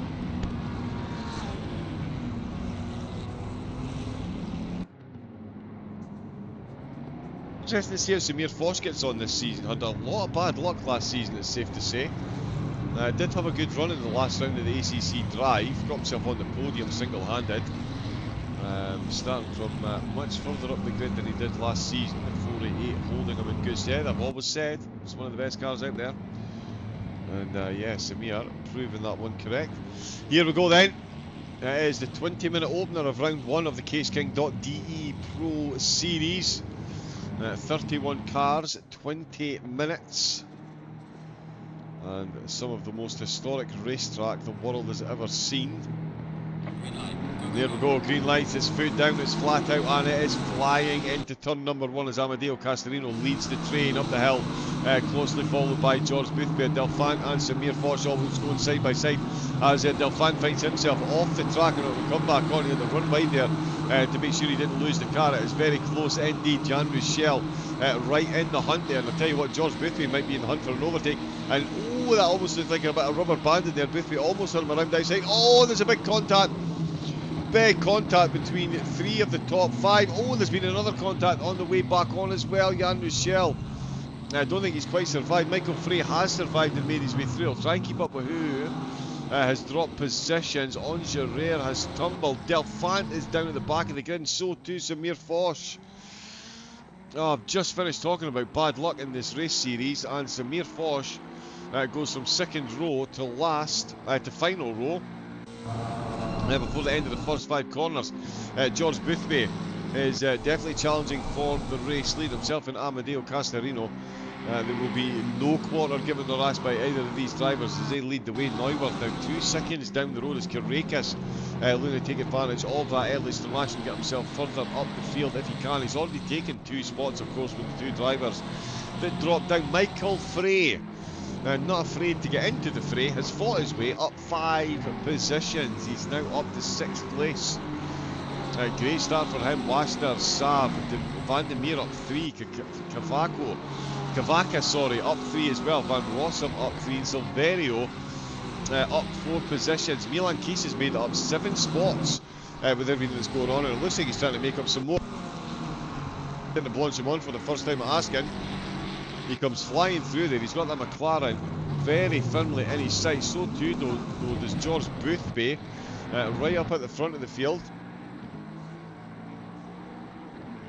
Apologies for everything that's going on. We had a bit of a freeze in the cameras there, but we're back live, and Boothby is definitely live for the race win. So too Castorino. These two finishing lap 1 first and second, 2 seconds ahead of Neuwirth. Jan Rochelle still in 4th, but that's something that Carrera is looking to change as quickly as possible in his 296 as we head down the hill before we go up the hill. The car's absolutely hanging on as the drivers try and get that foot as close to the floor as possible. Kurekis all over the back of Rochelle, but of course Frey right in the hunt as well. Of course always going to struggle in a straight line, but Rochelle's not seemingly doing so. He has got zero wing on that, as they say. Zero wing on that thing, because that is a Porsche moving very quickly indeed, fending them off. Oh, Boothby and Kurekis side by side, bit of door banging on the way down. That's a beautiful move by Boothby. Has he managed to get this stuck before Speaker's corner?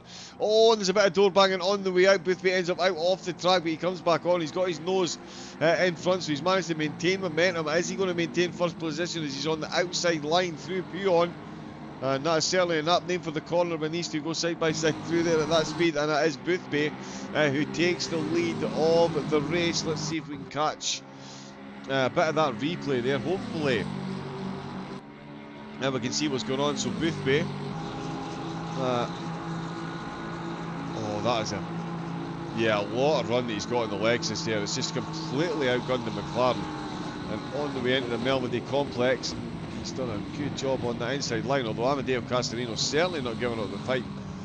Takes the lead once again, but the cutback on the exit, Amadeo trying to squeeze him over onto the inside line, but Boothby actually using that to his advantage. Another bit of door banging on the way towards Speaker corner, but at this point it was all in Boothby's favour. They did make contact. Boothby forced off track, for want of a better word, but did come back out in the lead. That's brought Neuwirth in the Aston Martin firmly into the hunt for the race lead. He was 2 seconds down. He's now within 0.8 of a second of the race lead, and the 10.5 ahead of Rochelle, who's still got Kurekis, Frey, Wasner and Sav sized headaches as Van der Meer goes past Cavaca. As they trade positions again out of the first corner, it's going to cost them a position each, as Van Rossum for Unicorn Racing will not need a second invitation if these two keep that up ahead of him. Van der Meer and Cavaca, they are not able to sort their affairs in an efficient manner, and Van Rossum, oh, the Honda absolutely hanging on for dear life, and that is track limits violated by Van Rossum, and imagine his underwear has been violated there as well. That was an exceptionally close call up the hill, and they're going to go 3 wide. Why not? Let's just get to the end. Let's get into Lecumbe and go 3 wide on the way into the Melody complex. Why not? Because it's a terrible idea, but we're going to do it anyway. The 3 of them just about survive. Of course, Van Rossum off the track gets himself a big cut. He might have to give himself back a couple of positions, as we've got Amadeo Castorino off the track. The race leader is off the track, so too is George Boothby. There's been a huge contact up at the front of the field. Let's have a look and see. So this is Boothby. This might be a bit early. Oh, he's taking a bit of a knock on the back. Castorino's tried to give the position back, and it has caused absolute chaos, as we can see. Oh, and that was the Mustang coming in, tried to brake before it, lost the back end of the car, and that involved quite a few people. This was the 3 wide. Yes, so there you can see the accident happen up in the background there, up at the top of the picture. They've all come round into this, so they've had their own little incidents, and we've had more car. Oh, and Van Rossum got spun on the exit.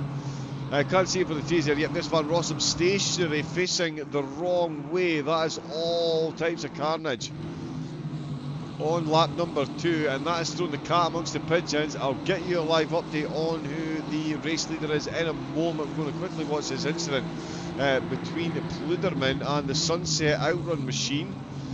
Oh, goes round the outside, bit of contact. Ends out on the marbles. Okay, who's leading the race? I hear you says Jan Ruschel with Michael the Ninja Frey. Made his way through that. Darth Vader himself would be proud. Did pick up a bit of damage. But Sasha Wasner in the Bentley, no damage, picking up the slipstream. He's got a wounded Porsche ahead of him. I think we all know how this one ends. Speaking of endings, where are we going to see some of our championship favourites? Oh, they're in the pits. Carrera into the pits. Boothby is into the pits as well. Ouch. So Boothby and Carrera carrying a lot of damage. Those two in the pits. On Carrera's had to bring his Bentley into the pits as well, as Jan Ruschel disappears off into the distance. It's Van der Meer looking for another move. Has he got this one up the inside? The number 15 Mustang, of course, the car that we saw go sideways, the Irka Sav. Came around the corner trying to avoid the cars ahead of him and ended up going sideways himself. It's the Honda. Looks to pile on the pressure down into Ruschel. He's got the inside line. That Mustang is struggling for grip in a straight line. It's going to be a nightmare through the corners, and that is the Honda firmly getting the job done. Michael Frey with the yellow flag. Wojtek Neuwirth in the Aston Martin. He's recovered particularly well. He didn't really lose too much, all things considered. I mean, considering where the other two ended up. Neuwirth is actually coming out this one okay, 8th position. He finds himself still in Jirka Sav. Still in the hunt, but Van der Meer did get a very nice move done. And Michael Frey, of course, it was the yellow flag that I saw him. Sasha Wasner has got the move done. It's all change all the time as Jirka Sav looking for a move. Milan Keys with the yellow flag. Neuwirth, right, slight contact between the two of them. Neuwirth. Those body panels on the passenger side not looking factory fresh, it is safe to say. Castorino back up to 15th position. Boothby and Carrera still in the pits. Carrera is repaired and moving again. He has been in there for an absolute lifetime. Samir Foss has been in the pits as well. He's just coming through. Blanchimont. Ongerere's been in as well. Carrera's 53 seconds stationary. That is a fair bit of damage. That's George Boothby, 59 seconds stationary. So almost double the length of a standard pit stop to get his Lexus back in. Just because it looks factory fresh doesn't mean that's fully repaired. So don't be surprised if there's still some aerodynamic instability on those cars. I think it's safe to say. Let's have a look and see Honda carrying a bit of damage for Delphant. He's back up to 15th position, still down 11 though. Castorino not too far behind him, in fact. We'll see the pace he's got in that McLaren. Let's see what he can do with the damage that he's got. It's currently Delphant, actually. Delphant in 15th place. He can start the next race in P1. We're at the halfway mark. Claudio Zaza in 23rd position.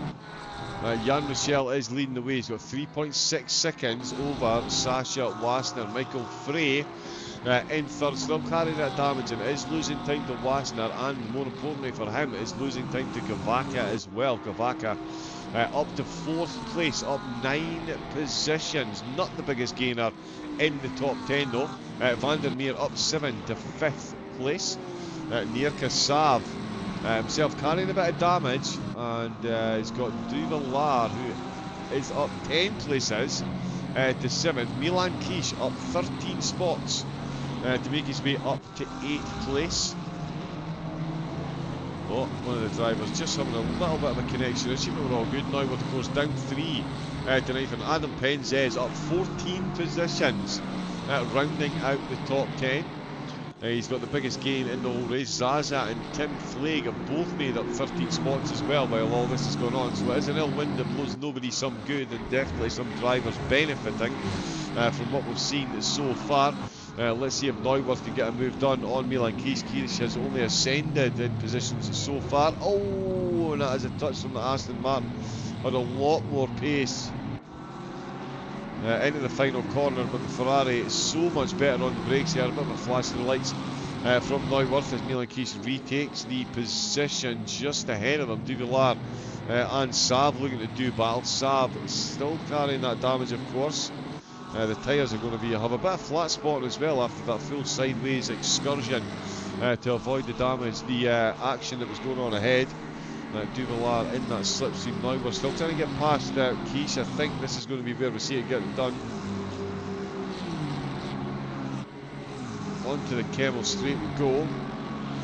And yet Neuwirth heading to the outside line. He's out with slipstream early, but that Aston Martin's got some pace in a straight line. He's going to the inside line through the middle phase of the corner and does exactly what he needs to do. Nice overtake there by Neuwirth.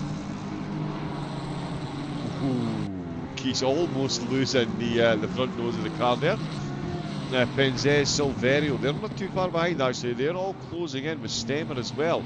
On a good charge, Max Musterman also up 12 places. So some really big gains through the field. Castellino has re-entered the top 10. Top 20, sorry, my apologies. That would have been an absolute miracle at this pace. But yeah, no, back in the top 20. But only just. It's got a big gap to make up to Kluderman now for the Apex Predators. But these are all in a group. Let's see what's going on with Stemmer. The Petrol brothers. Oh, that Lamborghini looking a bit lively there from Penzez. Doesn't need to be doing that with the back end too often, especially when he's got a Lexus chasing him down so succinctly. Out to Stavolo we go. On to Paul Corfrere. I do brutalise the name of this straight. Kink. Whenever we go through here. In the Blanchimond, a bit of gravel from the Lamborghini. He's really opened that corner up. Needs to carry all the pace through here. The Lexus just on the edge of the track limits. Or speed tokens, as the drivers I'm sure call them. And you can see how much more pace that Lexus has got by the end of the straight. The Lamborghini almost taking a Lexus badge into the rear splitter there. Does manage to survive. There's good racing going on there. Jan Rochelle 3.4 seconds ahead of Wassner, who's still in second place. Michael Frey still losing time at Wassner and a little bit to Kavaka. That gap now down to a second, and his Porsche is carrying a bit of damage, so his top end speed really is going to be compromised. Let's see how close Kavaka gets along the Kemmel straight this time. We're 6 laps deep on to lap number 7. Doesn't quite go to hook his tyres on the inside of that curb there. Keeping it just a little bit safe. Smells that blood in the water. He'll be aware of the... oh, he's run a bit deep there. Can he get it pulled back round? He does do a good job getting it back round. Left a little bit on the table on the left hand side there. Which the Porsche just leaves everything hanging out over the side of the curb. Let's see what's happening with Sav. Bang in the middle. In that mighty Mustang, got Neuwirth, who's back up to 7th place now ahead. So Neuwirth making good progress back up through the field.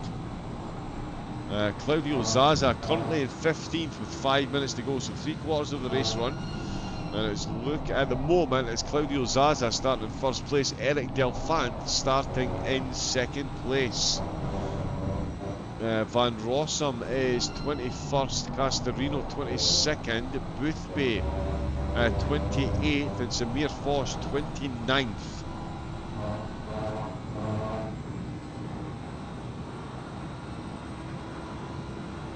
So yeah, that's a lot going on for some of the championship contenders. Okay, that's not for me. Saab at the minute comes under pressure. Milan Keys full send up the inside. He made that one stick through the final chicane. He's going to have a run around the outside. Saab not leaving, closing the door on the way out there, not really leaving enough room for the car on the outside. It's costing both of them a bit of time with the cars ahead, but it certainly kept Saab in the hunt to hold on to position, although the Ferrari good run up the inside line here down the hill. The Mustang's going to have the advantage on the Kemmel straight, but it is the Ferrari that's got track position at the moment. As Neuwirth, as you can see there in the foreground, leaving them both absolutely standing. He's going to go side by side into Eau Rouge. Okay then. Oh, of course, one of them had to violate the track limits there. They're both on in the Kemmel State. The Ferrari will have a warning from the in-game steers for that one, no doubt. Not enough to trigger a penalty at this point, though. We'll see if we do get any before the end of the 20 minutes. I wouldn't be surprised if we see a few in the second race. There is a couple of penalties being handed out. Let me see. Car number 12, which is Tim Kreuzelberg, has been handed a drive-through penalty for causing a mass crash at the start of lap 1. So Kreuzelberg has been given the blame for that one. Car 4, 15 seconds for an unsafe rejoin. Also, it's Jan Ruchel. So Ruchel has a 15-second penalty. So does car 21, which is Pinzez in the Lamborghini. Caused a collision on lap 1, so got a 15-second penalty for that. And we also have, as I'm sure you would have seen on the screen, Claudio Zaza picked up a 10-second penalty for forcing another car off track on lap number 1. A couple of warnings handed out as well. Oh, and we've got a drive-through that's coming as well for car number 6. Castorino has been given a drive-through for causing a mass crash at the start of lap 3.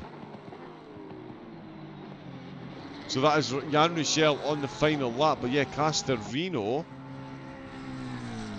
has got a drive-through to serve.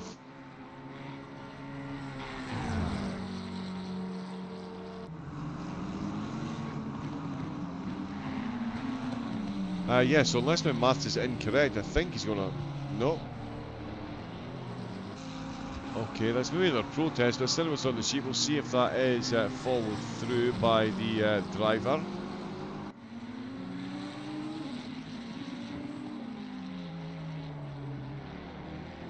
Plenty of links in the chat. We did have a follow as well. WF Fool, thank you very much for the follow here at LFM. Welcome in. It's round number 1 of the CaseKing.de Pro Series to start off season 20, and it is going to be Jan Ruchel. I believe this might be his maiden win. Kavaka and Frey still dueling out. Kavaka definitely got the pace at the moment, as you can see. It's very close between the two of them, but it is Kavaka that is doing all the running at the minute. Frey driving with a bit of damage on the front of that Porsche, as we can see. So he's going to find himself under serious pressure through Blanchimont. No pressures at all though for Ruchel in that Porsche. He'll start 15th in race number 2. It certainly looks like Zaza is going to be starting in P1, although Benjamin Voigt has got a bit of the lap to work as well.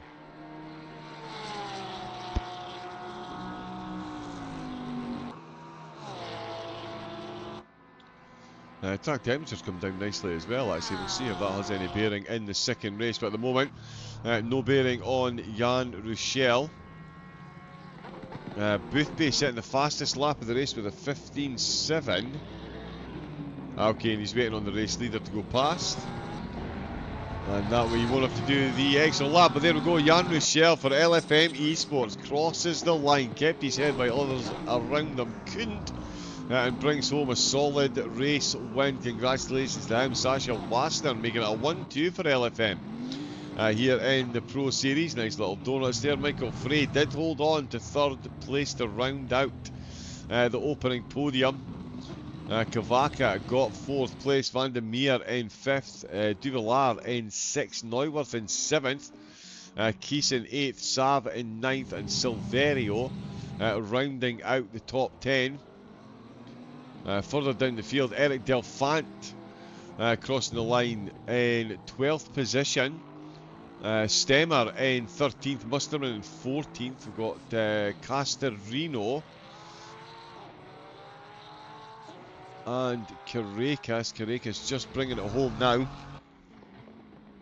In fact, he's still got a bit of a lap to do. Boothby has been given the checkered flag. Carrera's is still running. Castorino as well, 22nd place for Castorino. Carracas in 27th. Samir Foch, after that early first incident, crossed the line in 29th. Confirmation though, Zaza finishing in 15th, will start in first. Max Musterman in 14th, car 22, will start in second place, so they'll be the front row. Delphant finished in 12th after the penalties, so he's going to start on row number 2. He is going to be a hot favourite for race 2, that is for sure. Yeah, given the laps that he was doing compared to the drivers around him, it's going to be yeah, a good race for Delphant. We'll see, of course, what Boothby and the team can do, and Castorino as well down in 22nd. He'll have got a time penalty for not taking that drive-through. And yeah, there we go, confirmation on the screen of the penalty there. Let me quickly grab this and this.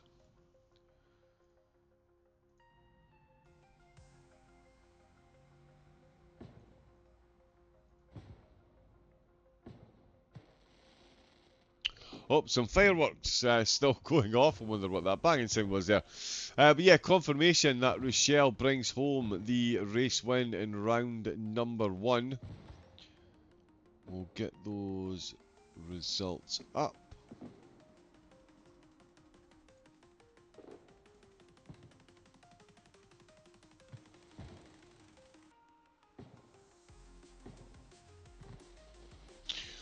Okay, quality results haven't quite ticked over as yet. They will be in a moment or two. In fact, that should be.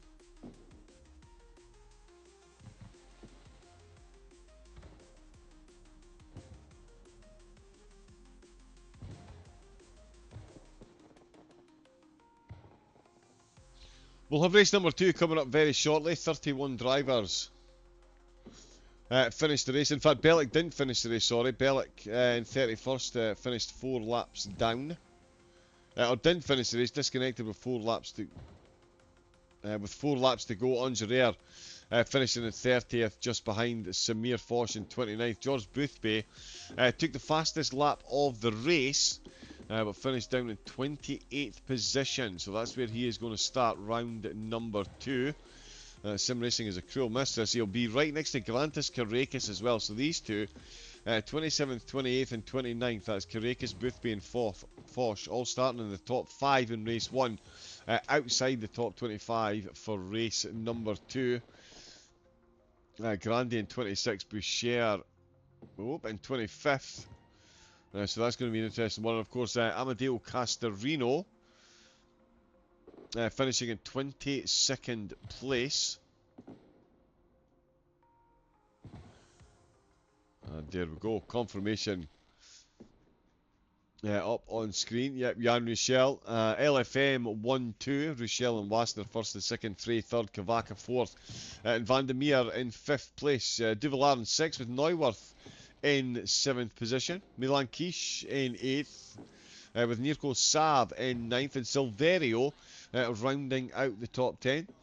Penzez making it a full mix of manufacturers in the top 11 with his Lamborghini finishing in 11th, just ahead of the Honda of Eric Delphant. Stemmer in 13th, Musterman in 14th, and as I mentioned, Zaza in 15th place is going to start in P1 for race number 2. Benjamin Voigt only half a second behind Zaza, so he's going to start race 2 in 16th with Flake in 17th, Strekalovsky in 18th place. Pluderman, Van Rossum and Lubislavsky, rounding out the top 20. Castorino, as I mentioned, 22nd. Lindblom and Kreuzelberg, 23rd and 24th place. Jan Boucher in 25th with Grandi in 26th. Carracas, Boothby, Foch 27th, 28th and 29th respectively. Angerer bringing up the rear of the field of drivers that crossed the line in his Bentley. He finished in 30th place. And Kevin Bellick, as I mentioned, not able to complete the race. He was disconnected 4 laps before the end. So of course that's exactly how the championship standings will look at the moment. We are here. Apologies for the ACC Pro Series, 20-minute and 40-minute races each week, apart from the Nordschleife Week 7 and Week 13. We've got the 90 minutes as well, not Monza for that one. So two 90-minute races in this series. We had one 90-minute finale the last time around. So it'll be good to see how the Nordschleife fares into things this season. It is it's a wonder of a track. I think it's absolutely safe to say. I don't imagine too many would disagree with that one. It's round number 1, of course, of season 20. It kicked off last night on Assetto Corsa with the MX-5s. It is ACC this evening, and if you are an ACC racer, then make sure you get yourself over to the Low Fuel Motorsport website. As you can see on the calendar, daily GT3s with GT3 and GT4 endurance. On a Sunday, we've got the GT3 Sprints daily, as well as the Monday Night Duo Cup, the GT3s and 4s. We've got daily GT4s as well, and of course Monday, Wednesday and Saturday, the BMW M2s and the Porsche Cups, and of course the Porsche Cups that we saw this evening. PTT Racing. So yeah, if you are an ACC driver, make sure you get yourself over there. As I say, we'll be back in a few moments with race number 2. The grid will be getting set as we just wait on the server. There we go. Make sure we get the correct split this time. I've got another follow on Twitch as well. It's Riz. It's RZZZ. Thank you very much for the follow. Welcome in to LFM. The drivers are making their way in.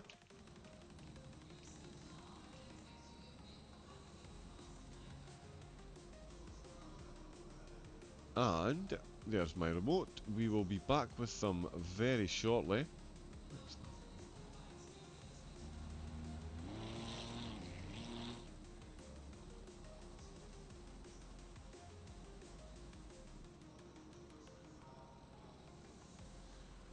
Yeah, so quick 10-minute practice session.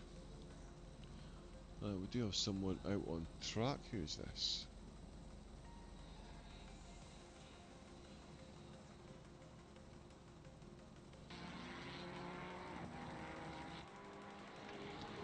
Van Rossen, let's enjoy some Ferrari sights and sounds around Spa. As a quick pit stop for the comedy team. Back in a moment.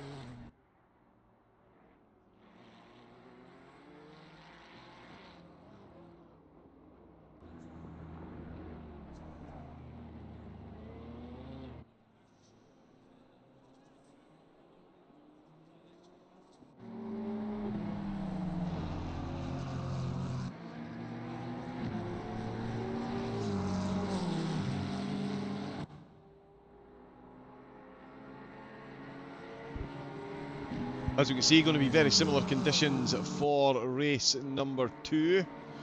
Only difference, of course, double the length. It's a 40-minute race for this one. Refueling is required, and it is a fixed time of 25 seconds, with a 20-minute pit window. So right in the middle of the race,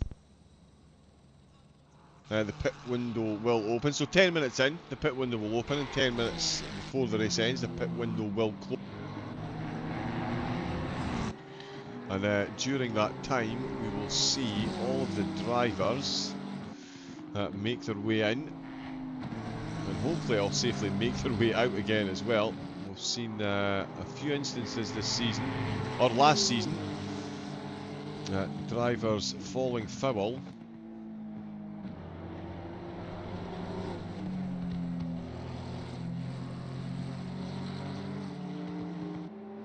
Yeah, drivers falling foul of the pit lane limits. You'd think that would be something that have absolutely on lock, but in the heat of the battle, any mistakes, or mistakes are certainly easily made. So we'll be hoping none of those reappear tonight. We'll see as well. We'll see the top 3 end for an interview come the end of the race.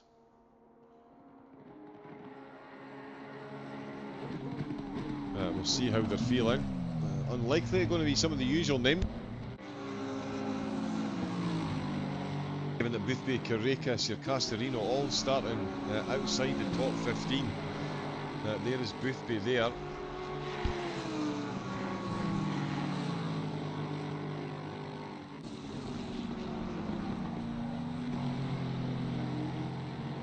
So we'll see how he gets on in the race. I mean, probably will have an absolute barn burner and make back quite a few positions. A few of these drivers will, but for me, absolutely the one to watch in this one is going to be Eric Delphant. Given his starting position in this race, he has surely got to be hot favourite. He was on average about 1.5 seconds a lap quicker than the drivers that are going to be starting around him up at the front of the field. He's on row number 2, 3. So Delphant could get his season off to an absolute rocket of a start if he brings home a race win here in the 40-minute feature race. It'll certainly be a good recovery. Kavaka as well was showing some good pace at the end of the race. The Pixel pilot's David Lindblom. He'll be looking for a slightly better return on investment for race number 2.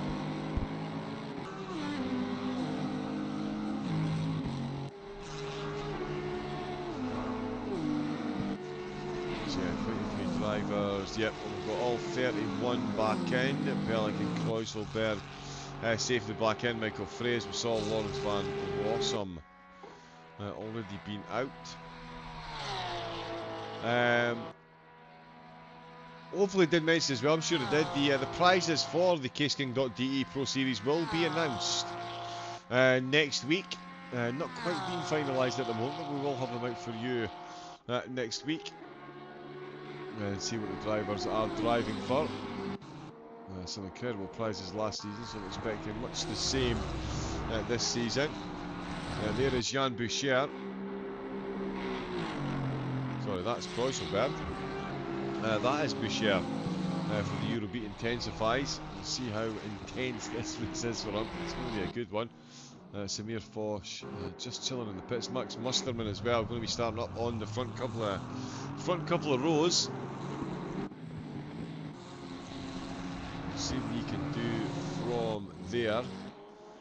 Delphant already laying down a marker, so too Karakas though.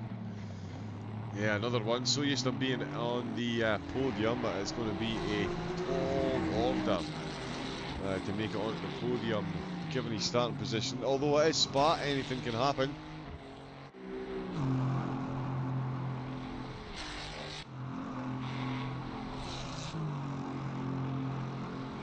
It's on race 1, the top 3, 4.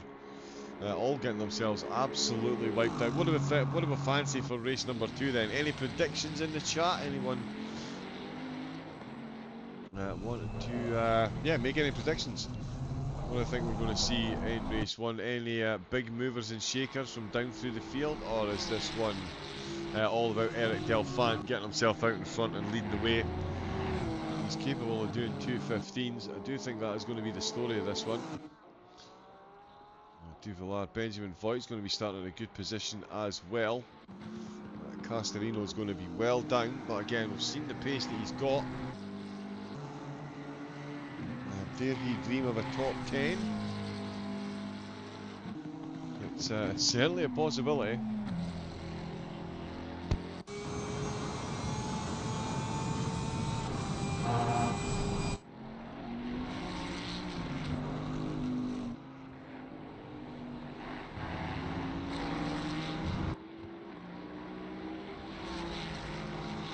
That is the drivers, yep, 30 seconds left, so they'll be coming into the pits very shortly.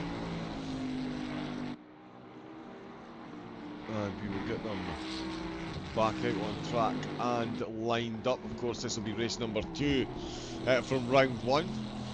Spa, 13 weeks for this season. 2 90-minute races and 1 round still to be voted on for week number 12. So slightly more racing than we had last season.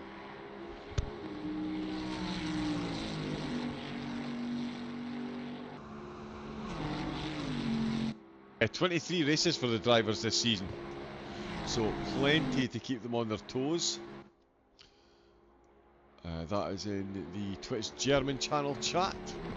Yep, so that is that winding down. And again, the prizes for this one will be announced next week. So we just come to the end. Delphant did clock the fastest time. David Lindblom got his Honda up into second there as well. So a 2:16.2, some good times coming in. They'll be hoping these carry over into the race.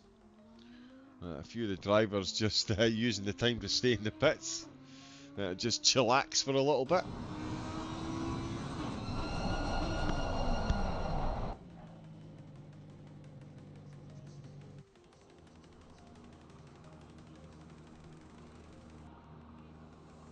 Optimum track here in Belgium, got a bit of cloud cover.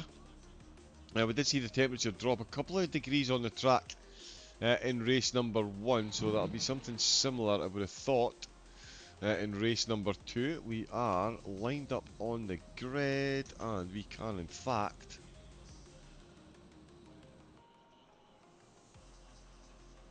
oops.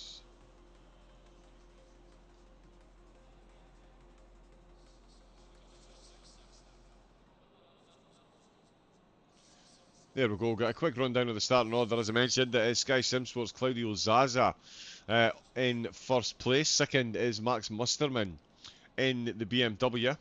Timon Stemmer is going to start this one in third place. Eric Delphant in fourth position. Adam Penzez, the Samurais Racing Team Lamborghini, starting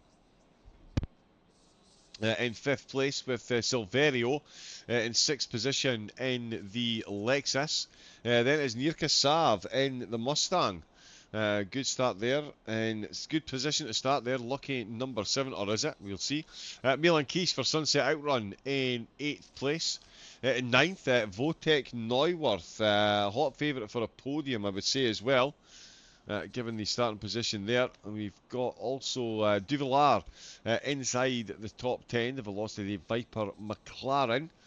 Doing good things in race 1, so a good race start position in race 2. Van der Meer in 11th in the Honda. Then in the Ferrari, it's João Cavaca for Berlitz Racing Team. 13th position, Michael Frey, definitely going to be one to watch as well in this one.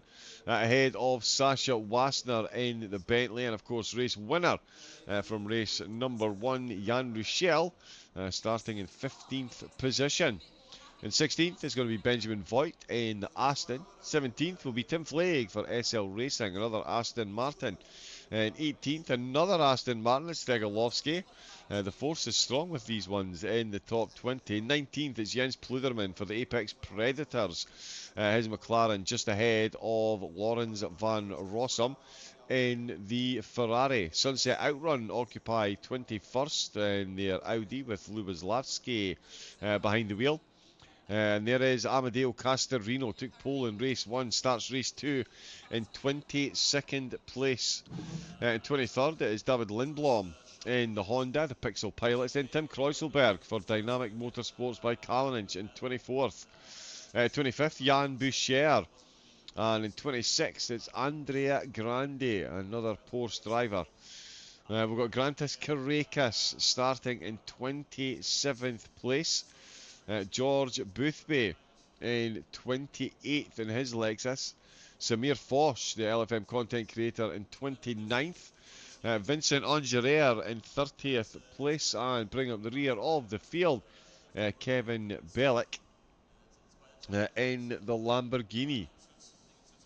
So that will be the runners and riders for race number 2, but of course it'll all be eyes on Claudio Zaza. Or in fact, will it be? I think it's going to be a fair few eyes on Eric Delfant along that Camel Straight on lap 1.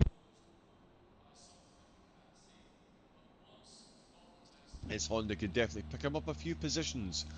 That is for sure. I will, of course, grab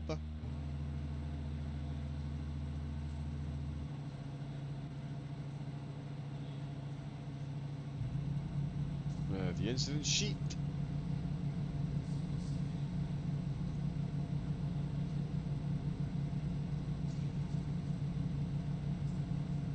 We will see how the drivers got on.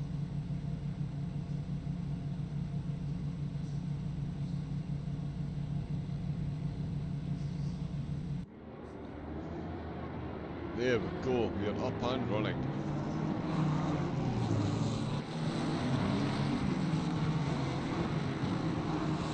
So yeah, another quick, or not so quick, navigation of the track before the 40 minutes of open warfare between the 31 drivers commences.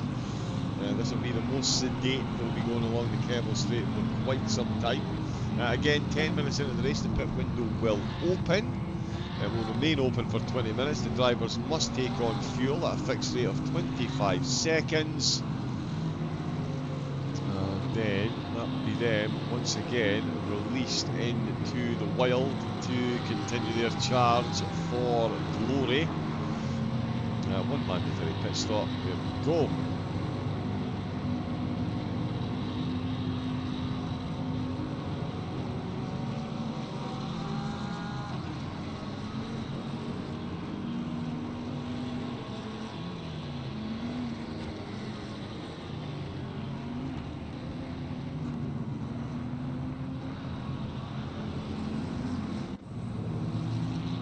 So yeah, Boothby, Carracas and Samir Foch, any predictions? Top 15, top 10? I mean, dare these drivers dream of podiums? Of course they do. Absolute competitors, so yeah, they'll be firmly focused on making their way onto the podium if they can. Samir Foch will definitely be looking to do so. So unlucky in race number 1. And that's a nice Aston Martin badge on the back of the Ferrari. Absolutely love this livery. Designed, of course, by his community. His good friend just ahead of him. See how they battle it out over the opening lap. We're down into Puon, so not far to go. I absolutely cannot wait to get this one underway. As you can probably hear, we do have 40 minutes for them to race.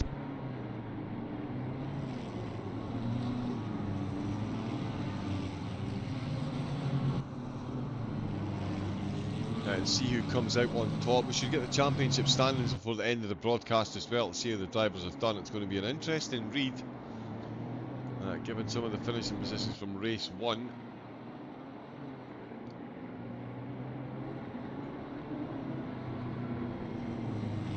So yeah, it'll be a monster battle to win back positions now. Get some much needed points back on the board.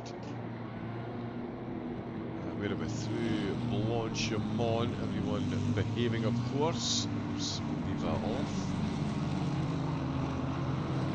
Oh, there it is, the live timing in the chat as well for anyone that wants the link, of course, in the Twitch channel as well and the YouTube description.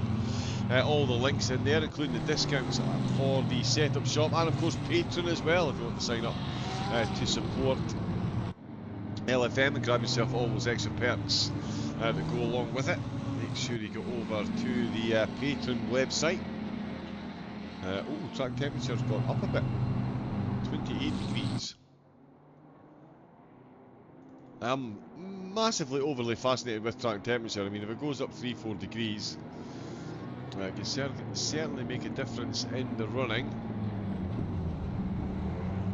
That's a German also. So Jan Rochelle, race winner from race 1, 15th place. Got Sasha Waster just ahead and Michael Frey as well. So a solid group of top 5 drivers that find themselves just inside the top 15. It'll be interesting to see where they get to. There is Claudio Zaza coming up to La Source. This will, of course, finalise the warm-up lap. Let's see who's done the best job of getting temperature into the brakes. Although along the Kemmel Straight, all that wind. Rushing through those brake ducts is going to just hyper-cool them again. Down the hill we go. We are almost set. Claudio Zaza leading the way. With 30 eager drivers behind Musterman, Stemmer and Delphant there in 4th. He'll be keen to get as safe and solid a start as possible. There we go then. It's green lights, it's foot down, flat out and flying into turn number 1, and it is Eric Delphant that is flying. He's the one that closed the gap very quickly on the top 2. Oh, we've got a Mustang sideways. We've got a Mustang sideways off the course. That is Van der Meer. No, sorry, Van der Meer is still moving. It's Sav off at turns 1 and 2 into the Melody Complex. Completely lost my way there. It is Zaza who's still leading the way. Musterman overtaken by Delphant on the way out. Delphant taking a spot after the first 4 corners. He is on a charge there. Sorry, 6 corners down at the 7. And 8, he has got the move done as they go side by side just behind Musterman, Silverio and Stemmer. We've got more moves down through the field. It looks like Grande and Boucher. Oh, Boucher having a bit of a wiggle there. He's managed to hold on to it only just though. He's down 3 spots. Boothby making his way up through the field. Michael Frey returning and Timon Stemmer finding himself in a battle with Silverio. No, sorry. Stemmer and Milan Kish, my apologies. Oh, there's almost a touch between the 2 Ferraris as they make their way through the campus complex. Who's going to come out on? Actually be the McLaren behind them. If these 2 keep this up, Claudio Zaza still leading the way with Eric Delphant in 2nd, Max Musterman in 3rd place. Let's see what Delphant can do through Blanchimont. That Honda, wow, absolutely destroying him. In fact, he's maybe going a bit too quickly. You want to catch well before or just after the Blanchimont kink. You don't really want to go side by side through there. As the Honda got the legs, not he backs out of it. So yeah, heavy on the brakes from the Honda there. Decided wasn't quite close enough to get a move done in the chicane, so bite the time, keep the momentum. Probably wasn't planning on it in turn number 1, but that Honda absolutely destroying the Ferrari with the final chicane. Delphant at the end of lap 1 into the lead of the race. So much movement going on in the background there. Benjamin Voigt down a position. Lindblom, Kreuselberg loses a spot, and so too Pinzez making up a spot as Benjamin Voigt has a bit of a wiggle on the way out with turn number 1. George Boothby already up 6 spots. He is carving his way through the field. He's side by side with Benjamin Voigt through Radiona Rouge. Aston Martin takes the exit tarmac at the side. So too did a car ahead. Not David Lindblom, I believe that was Kreuselberg. Just finding himself off to the right hand side. George Boothby with the early opening lap, he is ahead. Oh, Karekis dropping down the order as Samir Foss sends the 488 around the outside on the way in. and through and out of Piff Paff has the 488, got the jump on the 296, he has indeed, and that is Benjamin Voigt, and now finds himself under all kinds of pressure from these two dueling Ferraris. Round the outside goes Samir Foch. He is carving his way through the field, much like Boothby. Oh, there's a bit of a touch there. That could bring Carrera in. Nope, in the speaker's corner. Samir Foch fully committed on the accelerator there, and both Ferraris, in fact, are going to make their way past before we get down into Puon, and that is Carrera. Follows fellow Ferrari driving Foch straight through, and that is Voigt now down into 25th position. Delphant leading the way now by 1.3 seconds already. Zaza down 1, Musterman down 1 to 3, Milan Kish, where's Voltec, Neuwirth up 2 positions. One of them at the expense of Stemmer. Vandermeer has steadied the ship in 17th place, but is coming under increasing pressure from Luboslavski behind. The Honda carrying that damage. George Boothby already into the top 20 at 19th place for Boothby. And some changes going on there. It's Andrea Grande in the Porsche. All kinds of sideways through Blanchimont, or on the way to Blanchimont. That's Benjamin Voigt down there as well. Benjamin Voigt, that looks like a big one. Let's see.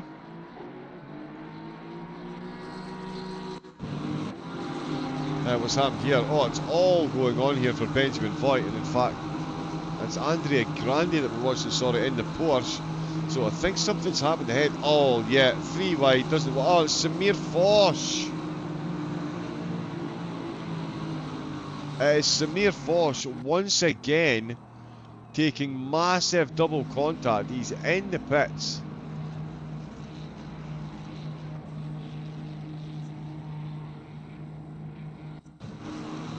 Oh no, this is out of the final corner. Yeah, so Samir Foch finds himself once again down at the back of the pits. That's just a bit of neck. We'll go back onto the live action. Apologies, dead replay.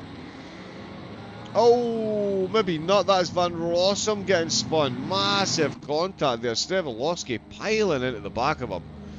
All kinds of carnage. These stewards will be sharpening their pencils extensively after his opening lap and a half. Once again, Delphant now 2.6 seconds ahead, and Wojtek Neuwirth closing in on Doivelar at quite the rate of knots, it has to be said. Doivelar definitely in danger. Let's see, Boothby is up to 16th position, and Caracas is up to 18th position, so these two have managed to make their way through the early exchanges, but Foch, Bellick, Lindblom, Voigt and Grande all in the pits. So while they're all in, they are the only drivers that have been in so far, and they are all currently in at the end of lap 2 as well. Oh, sorry, at the start of lap 2, yeah, absolutely brutal to come in. The end of lap 1, start of lap 2 for their pits. We're at the end of lap 2 now with Neuwirth, almost. He's got a lot of pace in the Aston Martin. Goes full send around the outside, almost got caught out by the Ferrari ahead of him, but manages to hold on to it. Doesn't hold on to the position as Duvillard comes furiously fighting back and holds on to that. So Neuwirth got a bit more work to do. Zaza all over the back, and in fact Miguel Cerverio in the Lexus. Oh, see, Zaza and Musterman both run wide. That's absolutely not what you need to be doing out of the source when you've got a Lexus chasing you down. Here comes Eau Rouge, here comes Radion, and here comes the Ferrari and the BMW overtake.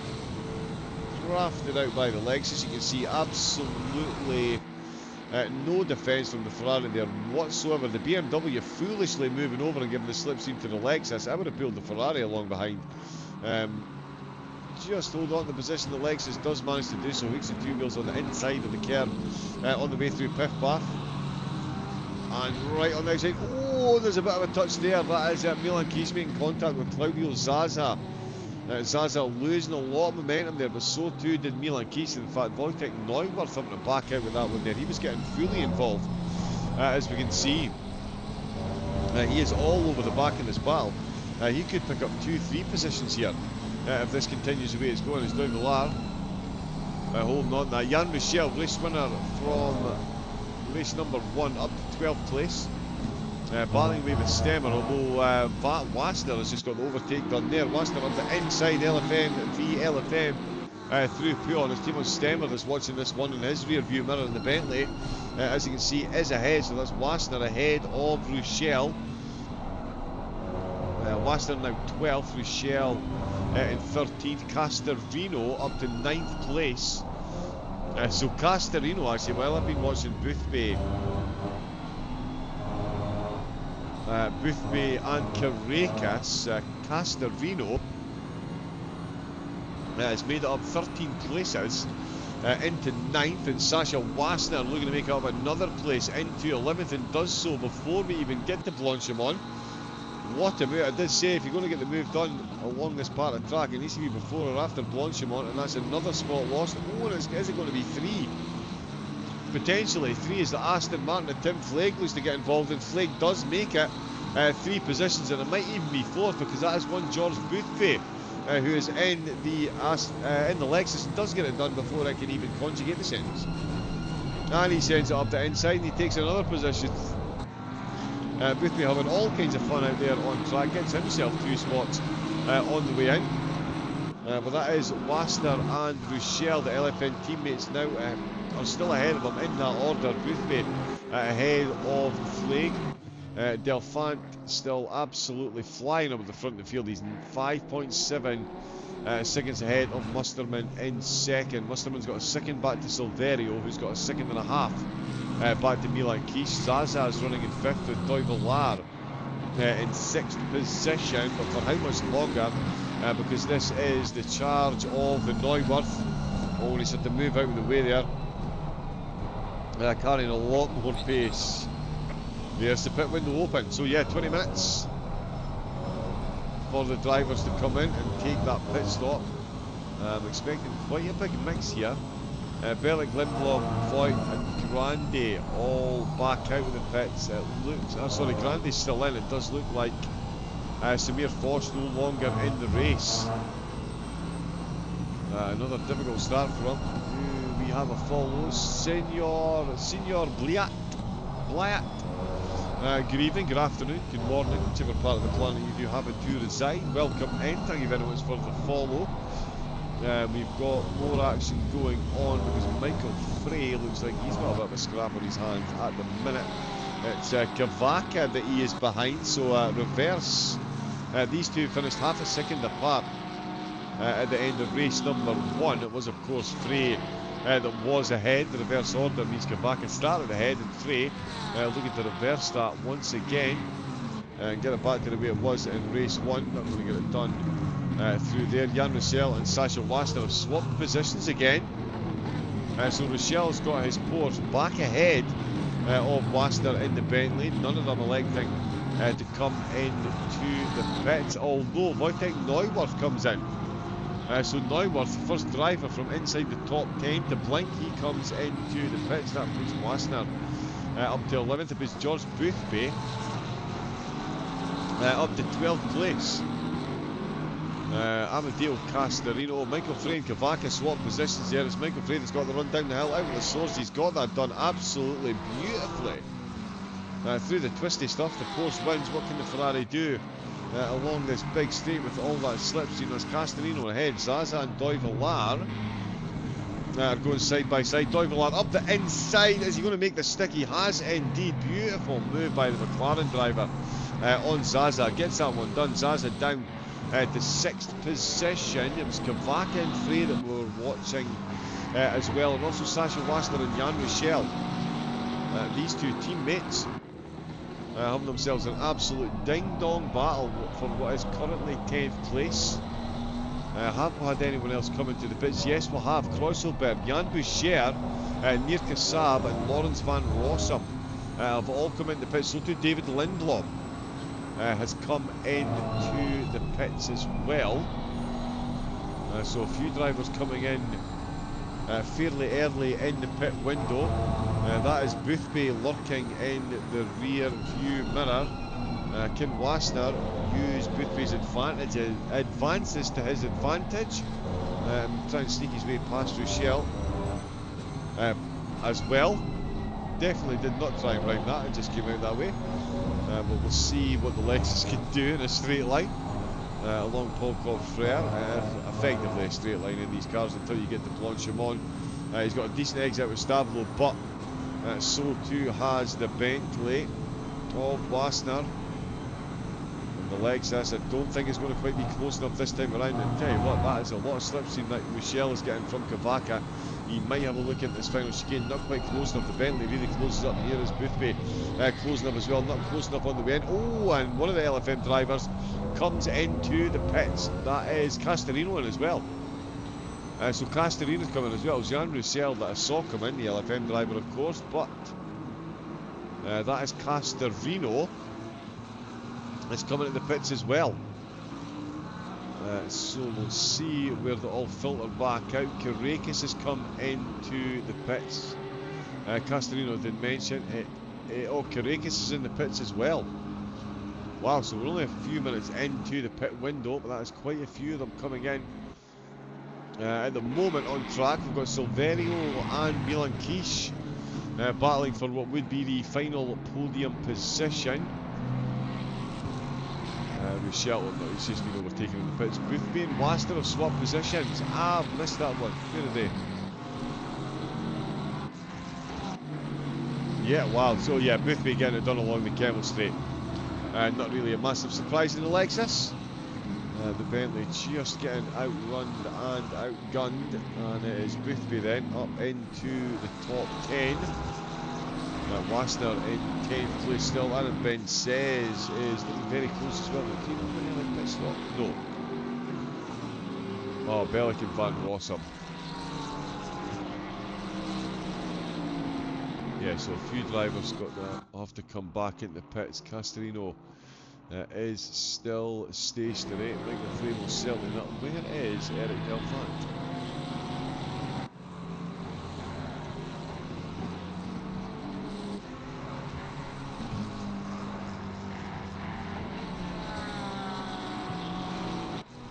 Oh. He's back out in the lead. Oh, he's still out in the lead. My goodness me, it wasn't Delphant that came in the pit, sorry. Delphant still monstering out into the distance. He has got a handsome gap of 7.7 seconds after only 6 laps.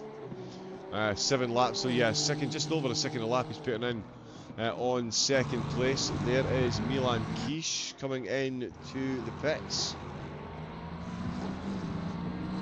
Comes in from 4th place. And that puts Zaza back up to 5th position. Waster goes through, so that's Boothby up to 7th overall at the minute. Let's see where he is after the pit stops. What a charge he is on. There's Milan Key still coming to the pits. Jan Roussel has been into the pits. He is still 5 seconds behind Amadeo Castorino. Castorino, the lead driver that's been into the pits so far. I think. Oh, no, he's not close enough to get past Quiche. Quiche was quite a few positions ahead of him, so yeah, Castorino. Oh, well, actually, no, this is going to be close. This is going to be close. Because Castorino, Milan Quiche is still on his way into the pits. Haha. Oh, Stemmer. Completely stationary. Nope.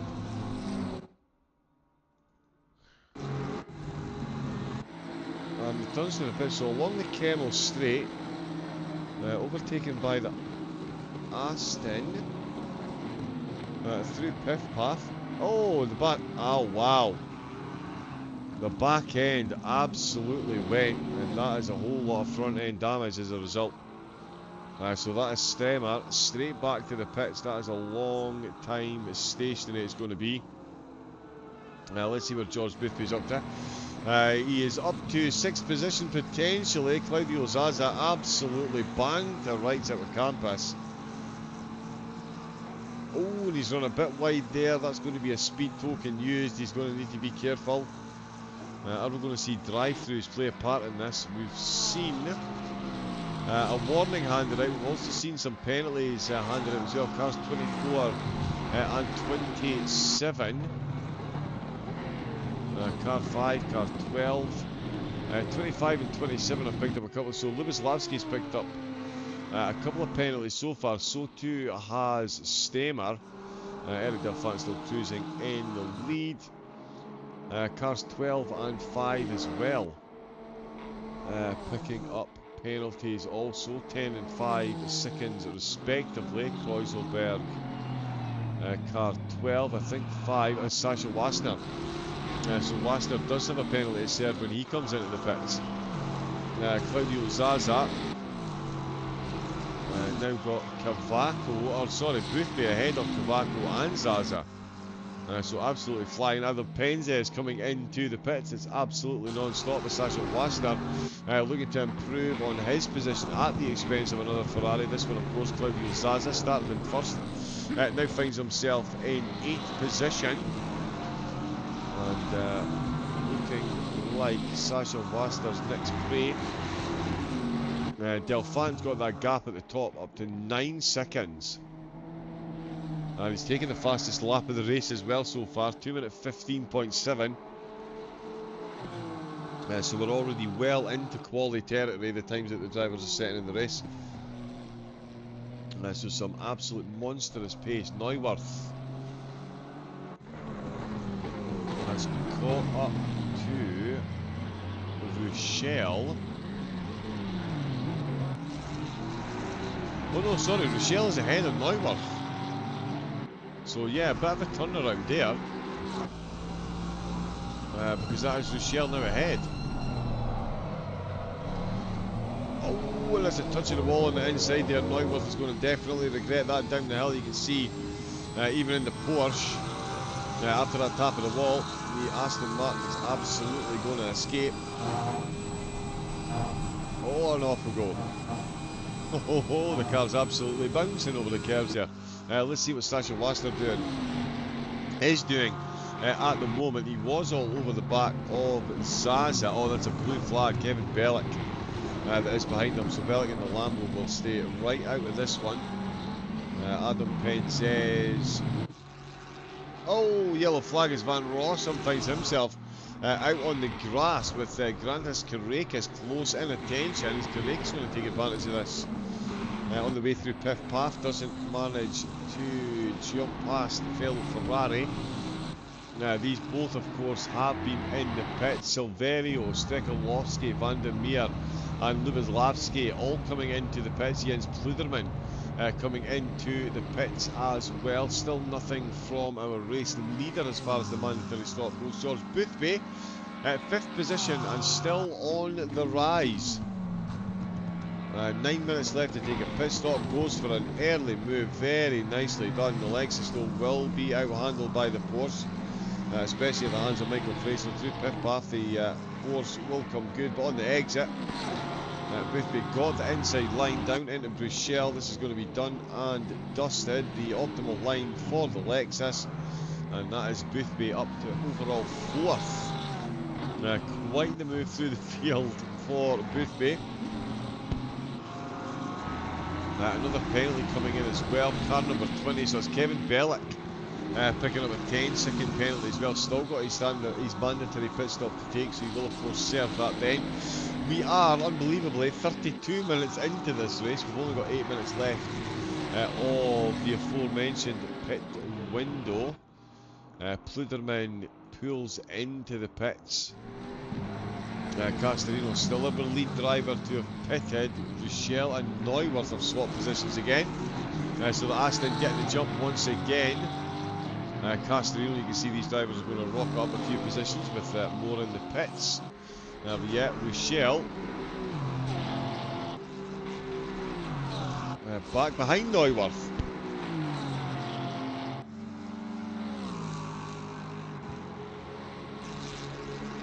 So yeah, these two really are going at it. This is going to be a long stint for the both of them if this keeps up.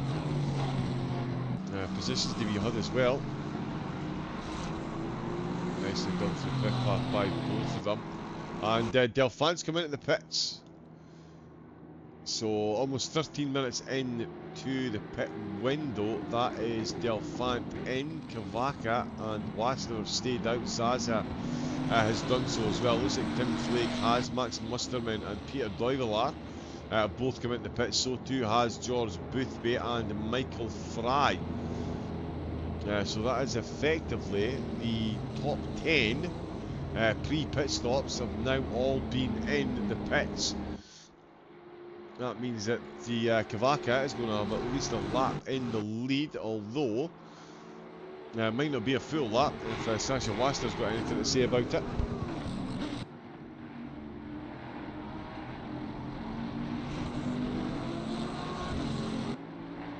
Well, I'll tell you what, Zaza is, now he's just lost a bit of pace there.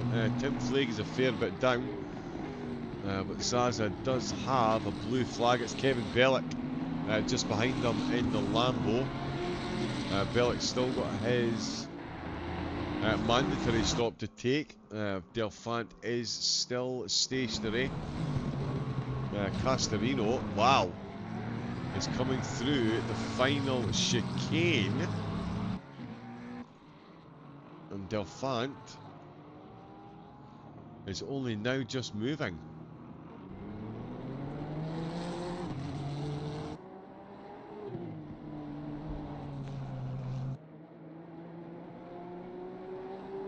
Yeah, just double checking there, no penalties for car number 3. And the pit stop, 32 seconds, did look good. Castorino has been absolutely flying while Delphant's been in the pits. And wow, he's less than 8 seconds behind.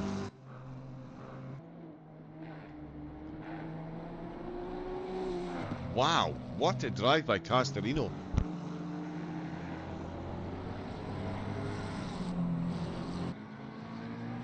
I did wonder if he was looking good for a podium, given where he started, and he certainly is. Cavaco comes into the pits, so he ends his lap in the lead in the pits as Sasha Waster stays out, and he will take the mantle of race leader. Zaza in second, has been unlapped by Bellick. 4 minutes, so about 2 laps left before the pit window closes. On Carrera coming into the pits as well. He made his way all the way up to 3rd position. But then, here we are, Eric Delphant.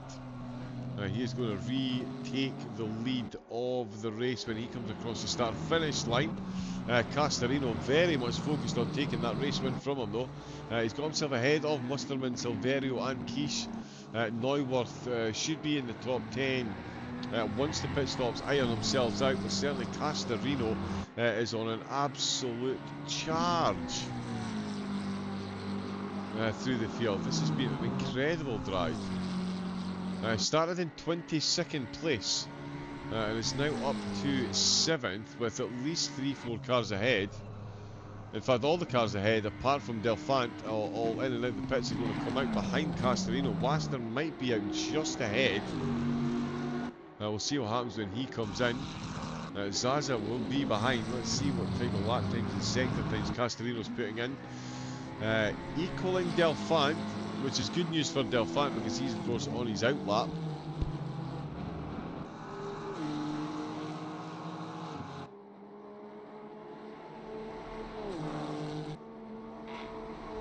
The Delphant stationary for 32 seconds. Castorino was only stationary for 27. So Castorino making up 5 spots. Sorry, Castorino making up 5 seconds through the pit stops, which has clearly worked absolute wonders. Oh, Kavaka. Alright, no, he's just coming out of the pits. Yellow flag as he's coming out of the pits. On Carrera on his way out as well. Tim Flake just on that exit as well. As Van Rossum comes flying round the outside. Tim Flake got Van der Meer going to go past as well. The car's coming out of the pits on those colder tyres. Finding it hard to live with the cars that are already out and running. Zaza into the pits. Waster has stayed out for another one. This will be his last lap before he comes in. Going for the Uber overcut in the Bentley. Between Delphant and Castorino, the gap now 7.5 seconds. So whatever Delphant lost in that pit stop, He's certainly looking to gain back as quickly as possible. That's half a second in his favour. 2:15.730 his fastest lap, but Castorino with a 2:15.792, only 62 hundredths between their fastest laps. Which is not too shabby. Where is Van Rossum? He is close.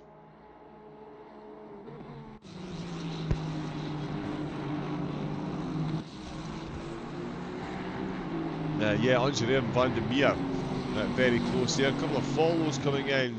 Patrick FPS, thank you very much for the follow. And either or. Fair enough. Used to be indecisive. Now I'm not quite so sure. But welcome in. Thank you both for the follow. And again, thank you to everyone that's liking and subscribing on YouTube and Twitch. Massively appreciated. And Van Rossum, he'd appreciate the position here against the Bentley if he can get it. The Bentley half left the door open there, but the Ferrari not close enough, and that is going to bring Van der Meer very much into contention for this one.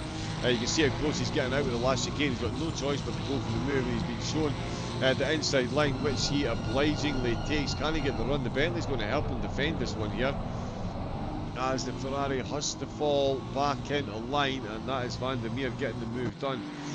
Claudio Zaza back out the pits in 12th position. So a couple of positions further down.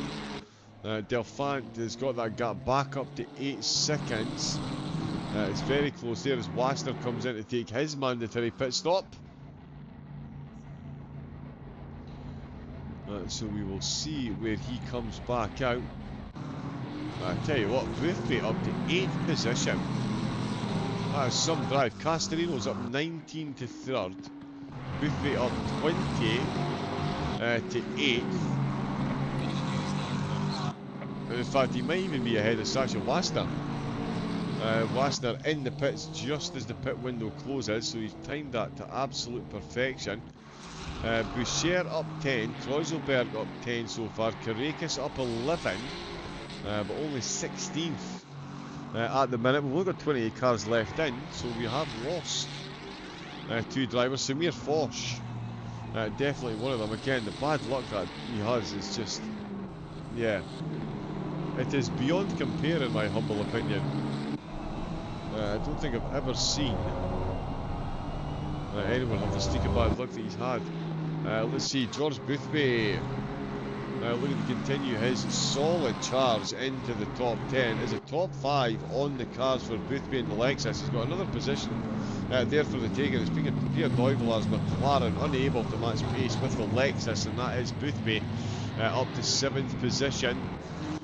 Wassner stationary in the pits. Here comes Delphant to retake the race lead. There is Delphant retaking the race lead. Castorino up to 2nd place. Wassner in 3rd. Max Musterman will retake 3rd position. Milan Kiesen towards Neuwerth up to 5th place. There's confirmation. Boothby in 6th position. It's Neuwerth that he's got ahead of him. Now that is a different prospect to some of the overtakes that he's had so far, but we've seen how good he is at manipulating that Lexus around this course. He is closing in handily. Neuwerth will be well aware of this, and that is Sasha Wassner now exiting the pits, and he finds himself just ahead of Stekelovski, and Stekelovski is going to find himself ahead of Sasha Wassner. Yeah, so that is Wassner.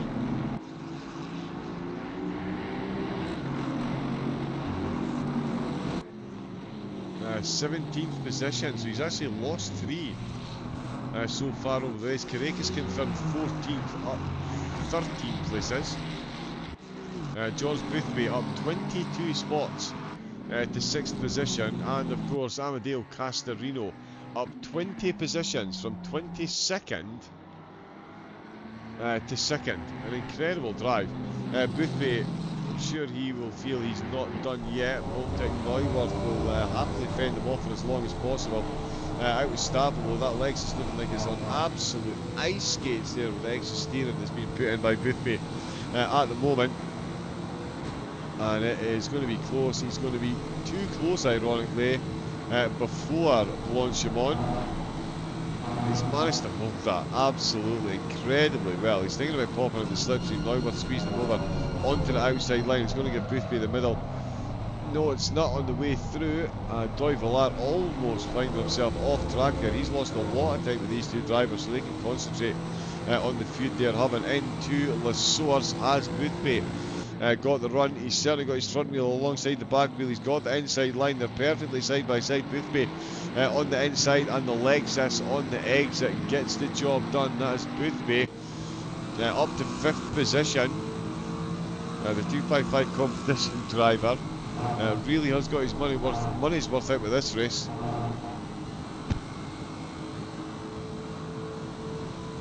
That is him, as I say, up to 5th position, 2.3 down on Milan Kish. He's only 8 tenths down on Max Musterman with 6 minutes left to go. It's about 6 tenths a lap quicker. Wow. Yeah, at this pace, Boothby could get himself in range of Milan Kish for an overtake, although he was going to have to do some defending from Neuwirth as well. Oh, Jan Rochelle having a little bit of contact with Michael Frey there, the two of them swapping positions. Frey and Rochelle flashing the lights there, unhappy about something. Yep, still flashing the lights, maybe just trying to put the driver ahead off his stride. We'll see if it works. Not 100% sure it's a solid strategy, given Michael Frey a wily campaigner himself, it's safe to say. Tim Kreuzelberg looking to get past Claudio Zaza. Zaza, of course, starting in 1st place.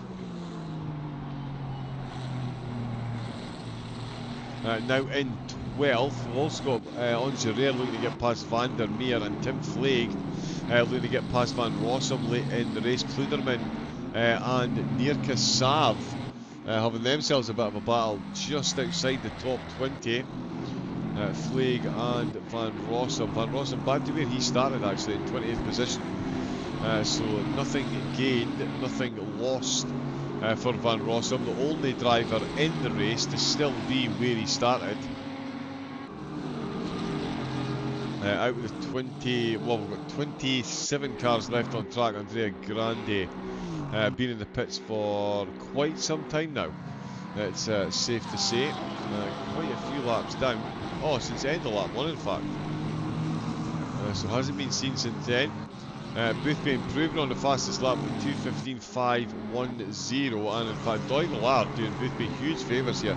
He really is occupying the attention of Neuwirth, and more than occupying the attention there, he is going to be having a look in that passenger window anytime soon. So close, splitter to splitter they go along the Kemmel Straight into Lecum, Piff Paff and Malnaday.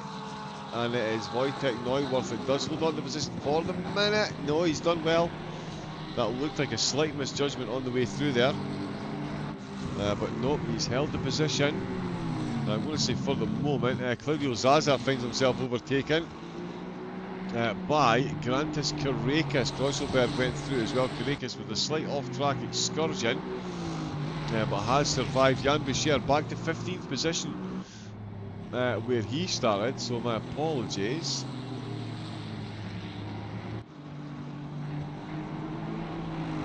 No, sorry, it's Jan Rochelle, not Jan Boucher. Jan Boucher is up 10 positions to 15th. Jan Rochelle won race 1 and is up in 9th place. Boucher trying to keep up with Karekis at the moment. Karekis trying to get past Kreuzelberg, and Boothby is well within striking distance. We've got 2.5 minutes to go, and Boothby has absolutely destroyed the two of the head of them. He was about 6 tenths a lap, it's now up to 9 tenths a lap, in fact almost over a second a lap quicker than Musterman. Oh, and that's an easy one there. Milan Kish has overrun it through Blanchimont. He's had to lift to make sure he didn't get a penalty, and of course lose control of the car potentially. And that is Boothby now up to 4th position. Absolutely frightening. He's got 4/10 of a second between him and the podium. This is an absolutely incredible drive by Boothby. 24 spots so far in the race. Holder of the fastest lap by just over a tenth of a second. Delphant might have lost 5 seconds to Castorino in the pit stops, but he's put all those back on. Now that we're out of the pits, Castorino 11.8 seconds down. A phenomenal drive by him as well. I mean, he's made it up 20 places to get to second, which in itself would be an incredible feat, but it is going to be overshadowed because Boothby's got it done. Boothby has got it done. The BMW of Max Musterman has fallen to the might of Boothby. I think that's all we can really call it now, because that is the capstone to an absolutely incredible drive. Hopefully we can catch sight of where he got it done, but I think we'll all know it was Kemmel straight slipstream and straight up on to the podium. What a drive by Boothby. Doivelar's got a yellow flag. Kreuselberg and Carrera are still dueling out just outside the top 10. And Lewis Lavsky and Tim Flake battling for 21st position. I tell you, he was a fair bit behind here as well.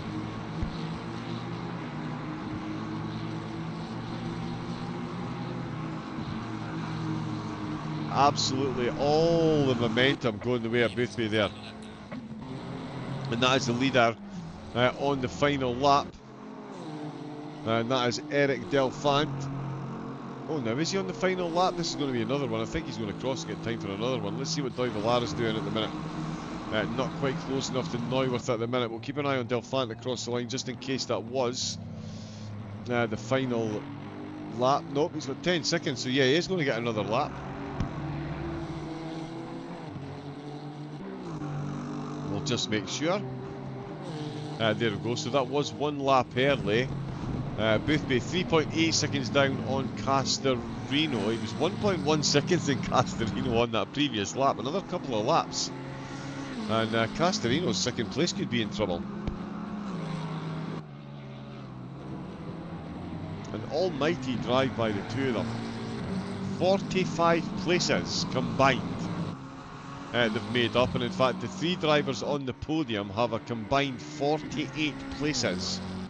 They've made up in a field that started with 31 cars. 48 places combined. It's incredible. Boothby 25 of 31. Castorino 20 of 30. And 31. And Delphant 3 of 31. Absolute beyond championship level driving. Karekis as well. He's made up 15. He's got himself back up to 12th place.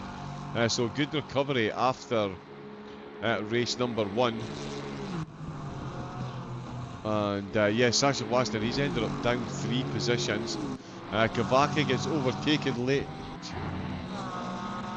by Silverio, and Silverio, no, he's not managed to hold the position. The Lexus down the hill into Bruchel. He's not got his nose ahead. He did have the inside line, but the Ferrari managed to get back on the driving line. Thankfully for him, we've got Frey, Doivelar and Neuwirth, so these three on the final lap, right on top of one another once again. And Neuwirth has done well to fend off the McLaren. He's now got 2 for the price of 1, as Eric Delphant is through Blanchimont.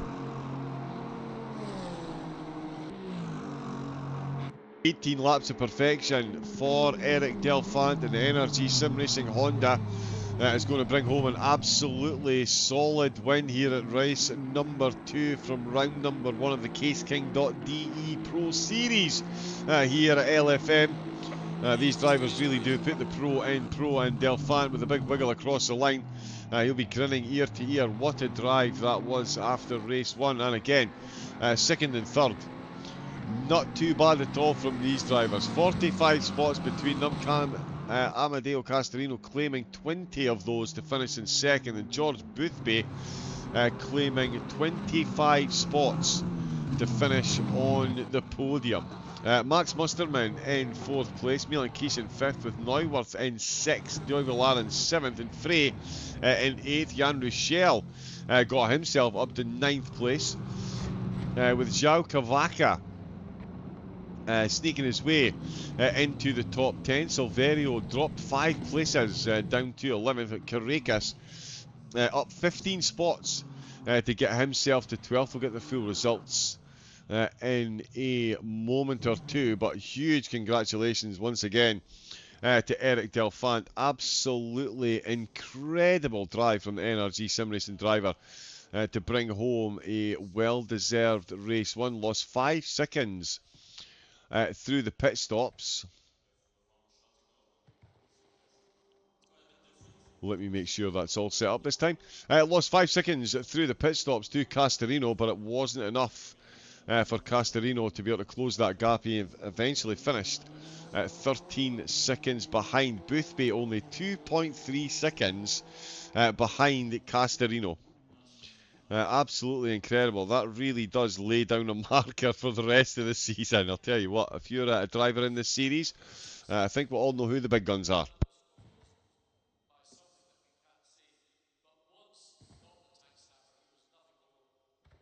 One car left out on track. So what we can do, I think...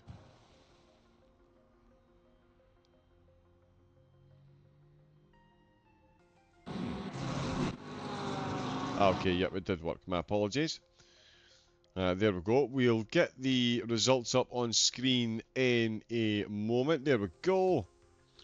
The podium will be making their way into the commentary box.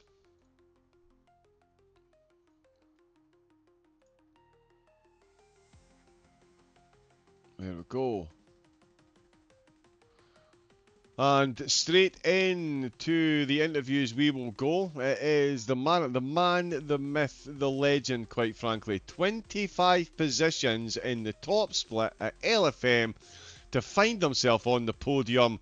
You must really love these interviews, George. Yeah, I mean, that was a tough race. That was a tough race. I mean, you want to talk about tough race? Race 1 probably couldn't have gone much worse. Yeah, I mean, it was such a shame. Like quali, I sort of messed up a little bit. I had a bit more time in, but I knew, like, as long as I'm at the front, I should be okay. Just took my time, made sure we got through lap 1 and 2 clean, and then went for a move. It was a really nice overtake. Like we a little bit of bumping here and there, but it was a really good overtake. I was so happy. And then the next lap, he gets a slipstream, and I break into the chicane. I get it a little bit squirrely to defend, but it is what it is. But I guess he just misjudged it and hit my rear, and then carnage happened after that. So it is what it is. It seemed. I watched the replay. It seemed like very, very clumsy from his side. But mistakes happen. So it sucks because obviously this is a track where I feel pretty quick with this car on as well, and it's quite a few tracks where the Lexus isn't that good, so I want to maximize the tracks where it's strong, but I guess not this time, unfortunately. Yeah, not quite this time, but I mean, as far as turning around a bad situation, race 2 really couldn't have gone much better for you. 25 positions to make it up onto the podium. What were your expectations going into the race, and how did you feel after getting that podium at the end? Well, I knew it was going to be a tough challenge, and a lot of it was just strategy, whether I should change tires or not. And I thought I'd just see how it goes. Like, if I've got gaps, then I'll stay out. If I'm stuck, then I'll pit. And unfortunately, I never really had a gap, but it was always 50-50 whether I should pit or not. So I feel like I got a little bit unlucky with that. Otherwise, maybe I could have got to P2. But P3 is still fantastic. Would never have expected that. Would never ever would have expected that. So super happy. I think I drove as good as I could, and yeah, I'll take a podium from that. And fastest lap, not too bad. I mean, I pipped you for a top 10, but it just blows my tiny little mind. That's why I commentate, because there's no way I'd ever be capable of that, and it blows my mind just how quick and consistently y'all can drive. You got Donington Park next up, George. How we feeling ahead of that one? Reverse order grid. I'm feeling good about it. I'm going to be doing it from the Sim Racing Expo, so nice. Obviously it's not going to be on my rig at home. Might be a bit nerve-wracking, but Yep. hopefully I can adapt, and yeah, it should be a really good laugh. Yeah, I cannot wait. I think I'm at the helm for that one as well. So yeah, thoroughly looking forward to that race, Donington. What a track. But for tonight, George, not so much luck in race number 2. Proved that 90% of luck is skill in race, and not much luck in race 1.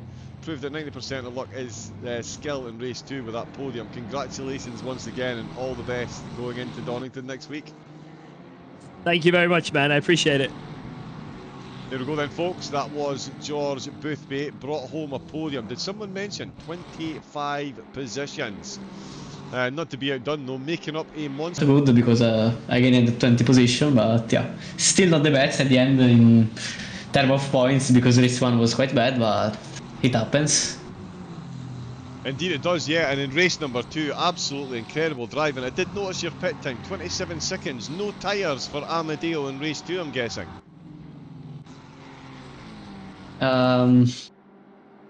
What did you say? Sorry. Oh, did you take fresh tyres during your pit stop?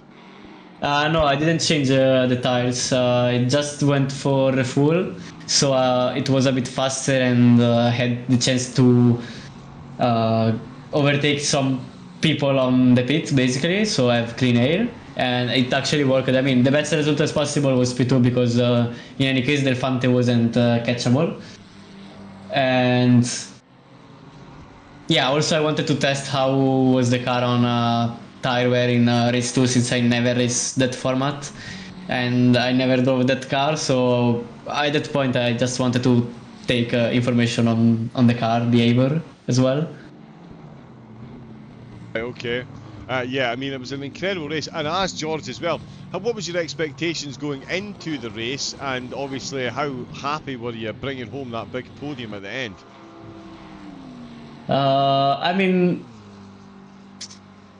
for race 2 I didn't much, like expectation was like getting a top 5 was the target, but yeah, P2 was even better than expectation. On the overall, considering race 1 and 2, I mean, it was going well because I was fighting anyway for a P1, so I'm happy about the pace. Not happy about the final result because of race 1, but yeah, I mean, we have to have races, so I have time to do something better in the next 11, I hope. Indeed, yeah, and speaking of the next 11, the next one, Donington Park, a tight, twisty, just very British circuit. How are you feeling going into that one in the Aston? It's not a track that I don't like that too much. That track will be also very tough for overtaking, and I know there is also a bit of chance of rain, and I don't have any idea how this car is on the rain, so I have to figure out as well.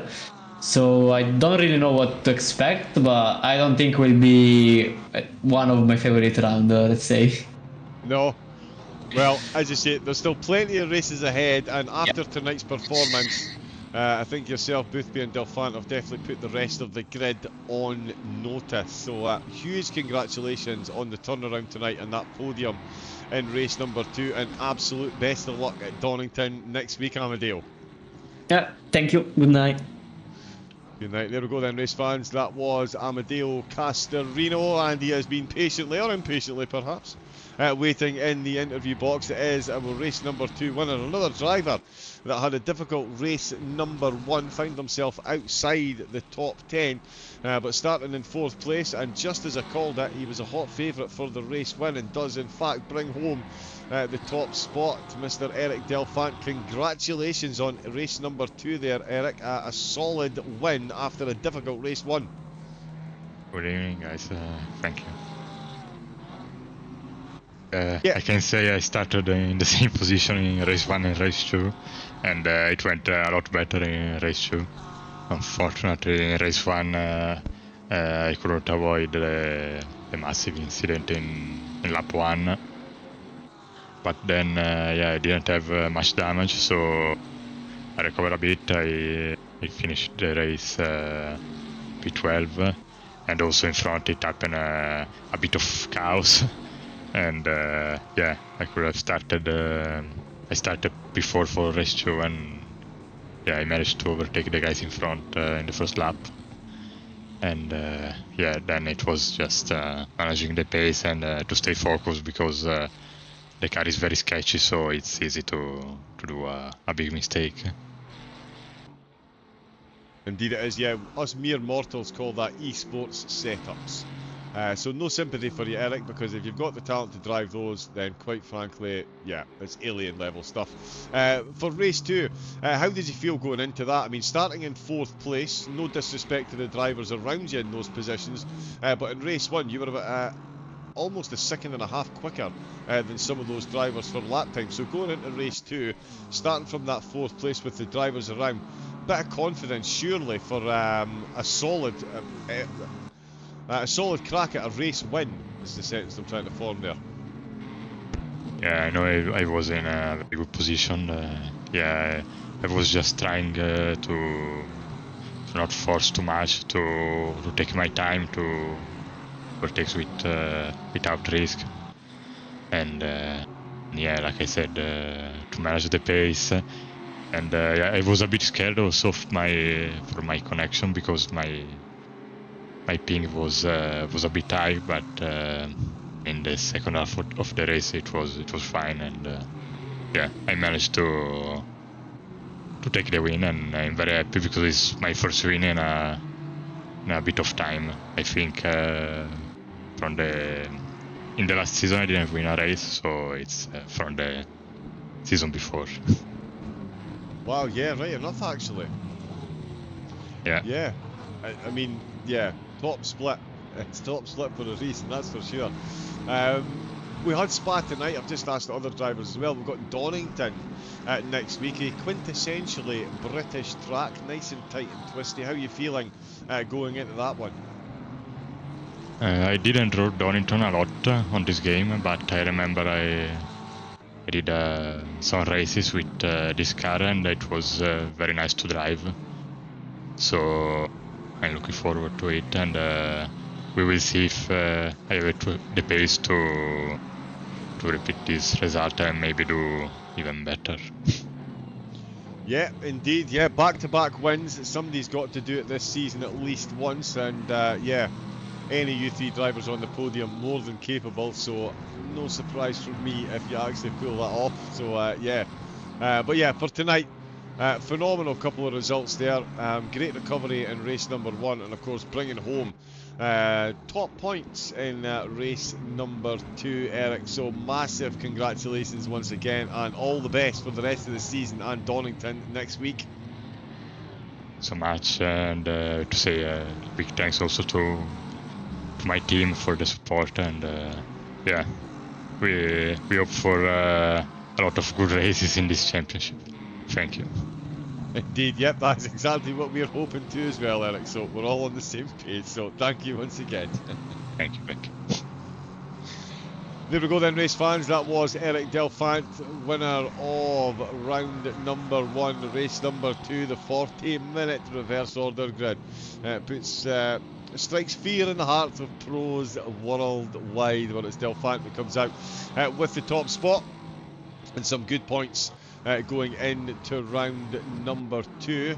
I think we can get the standings up on screen, and there we go, confirmation that it is Delphant leading the championship, with Jan Michel in 2nd and Michael Frey in 3rd, Milan Kies in 4th place, Neuwirth, Duvallard, Cavaca, Musterman, Castorino and Wassner all in the top 10. Boothby in 13th, just behind Vandermeer. Grantis Karekas, returning champion, 17th position. After round number 1, Van Rossum's in the top 20. We've also got Benjamin Voigt 26th, David Lindblom 28th, De Souza in 29th. Maxi showed a lot of promise, finishing 828 points after 2 races to hold 31st. Of course, 31 drivers took part this evening. Brain is absolutely blown after that one. I hope you'll enjoy. Thank you very much for the raids as well. Top TV, thank you very much for the bits from Viper24. Good evening. Thank you very much. Welcome in everyone from Top Racing TV and of course the German LFM channel. Hope you all enjoyed the races as much as we did. They were incredible, and we'll be back once again next week. It's Donington Park, as I mentioned, and again it will be a 20-minute race, qualifying 20-minute race, and then a reverse order for the 40-minute race to precede it. Woo! What a night of racing that has been. That is all we have time for though, folks. Thank you one and all for all the follows, the likes, the subscribes, the hellos in the chat. We'll absolutely love it, and of course we'll love it even more if you get onto the website and get involved with the racing. Low Fuel Motorsport, 267,000 drivers taking part, and you could be too. ACC, AC, AMS2, iRacing and Race Room, all catered for. So make sure you get yourself over there and get signed up. That is all from me this evening. My name has been John Wright. Until next time, stay safe, take it easy, and have a great rest of your night. Good night.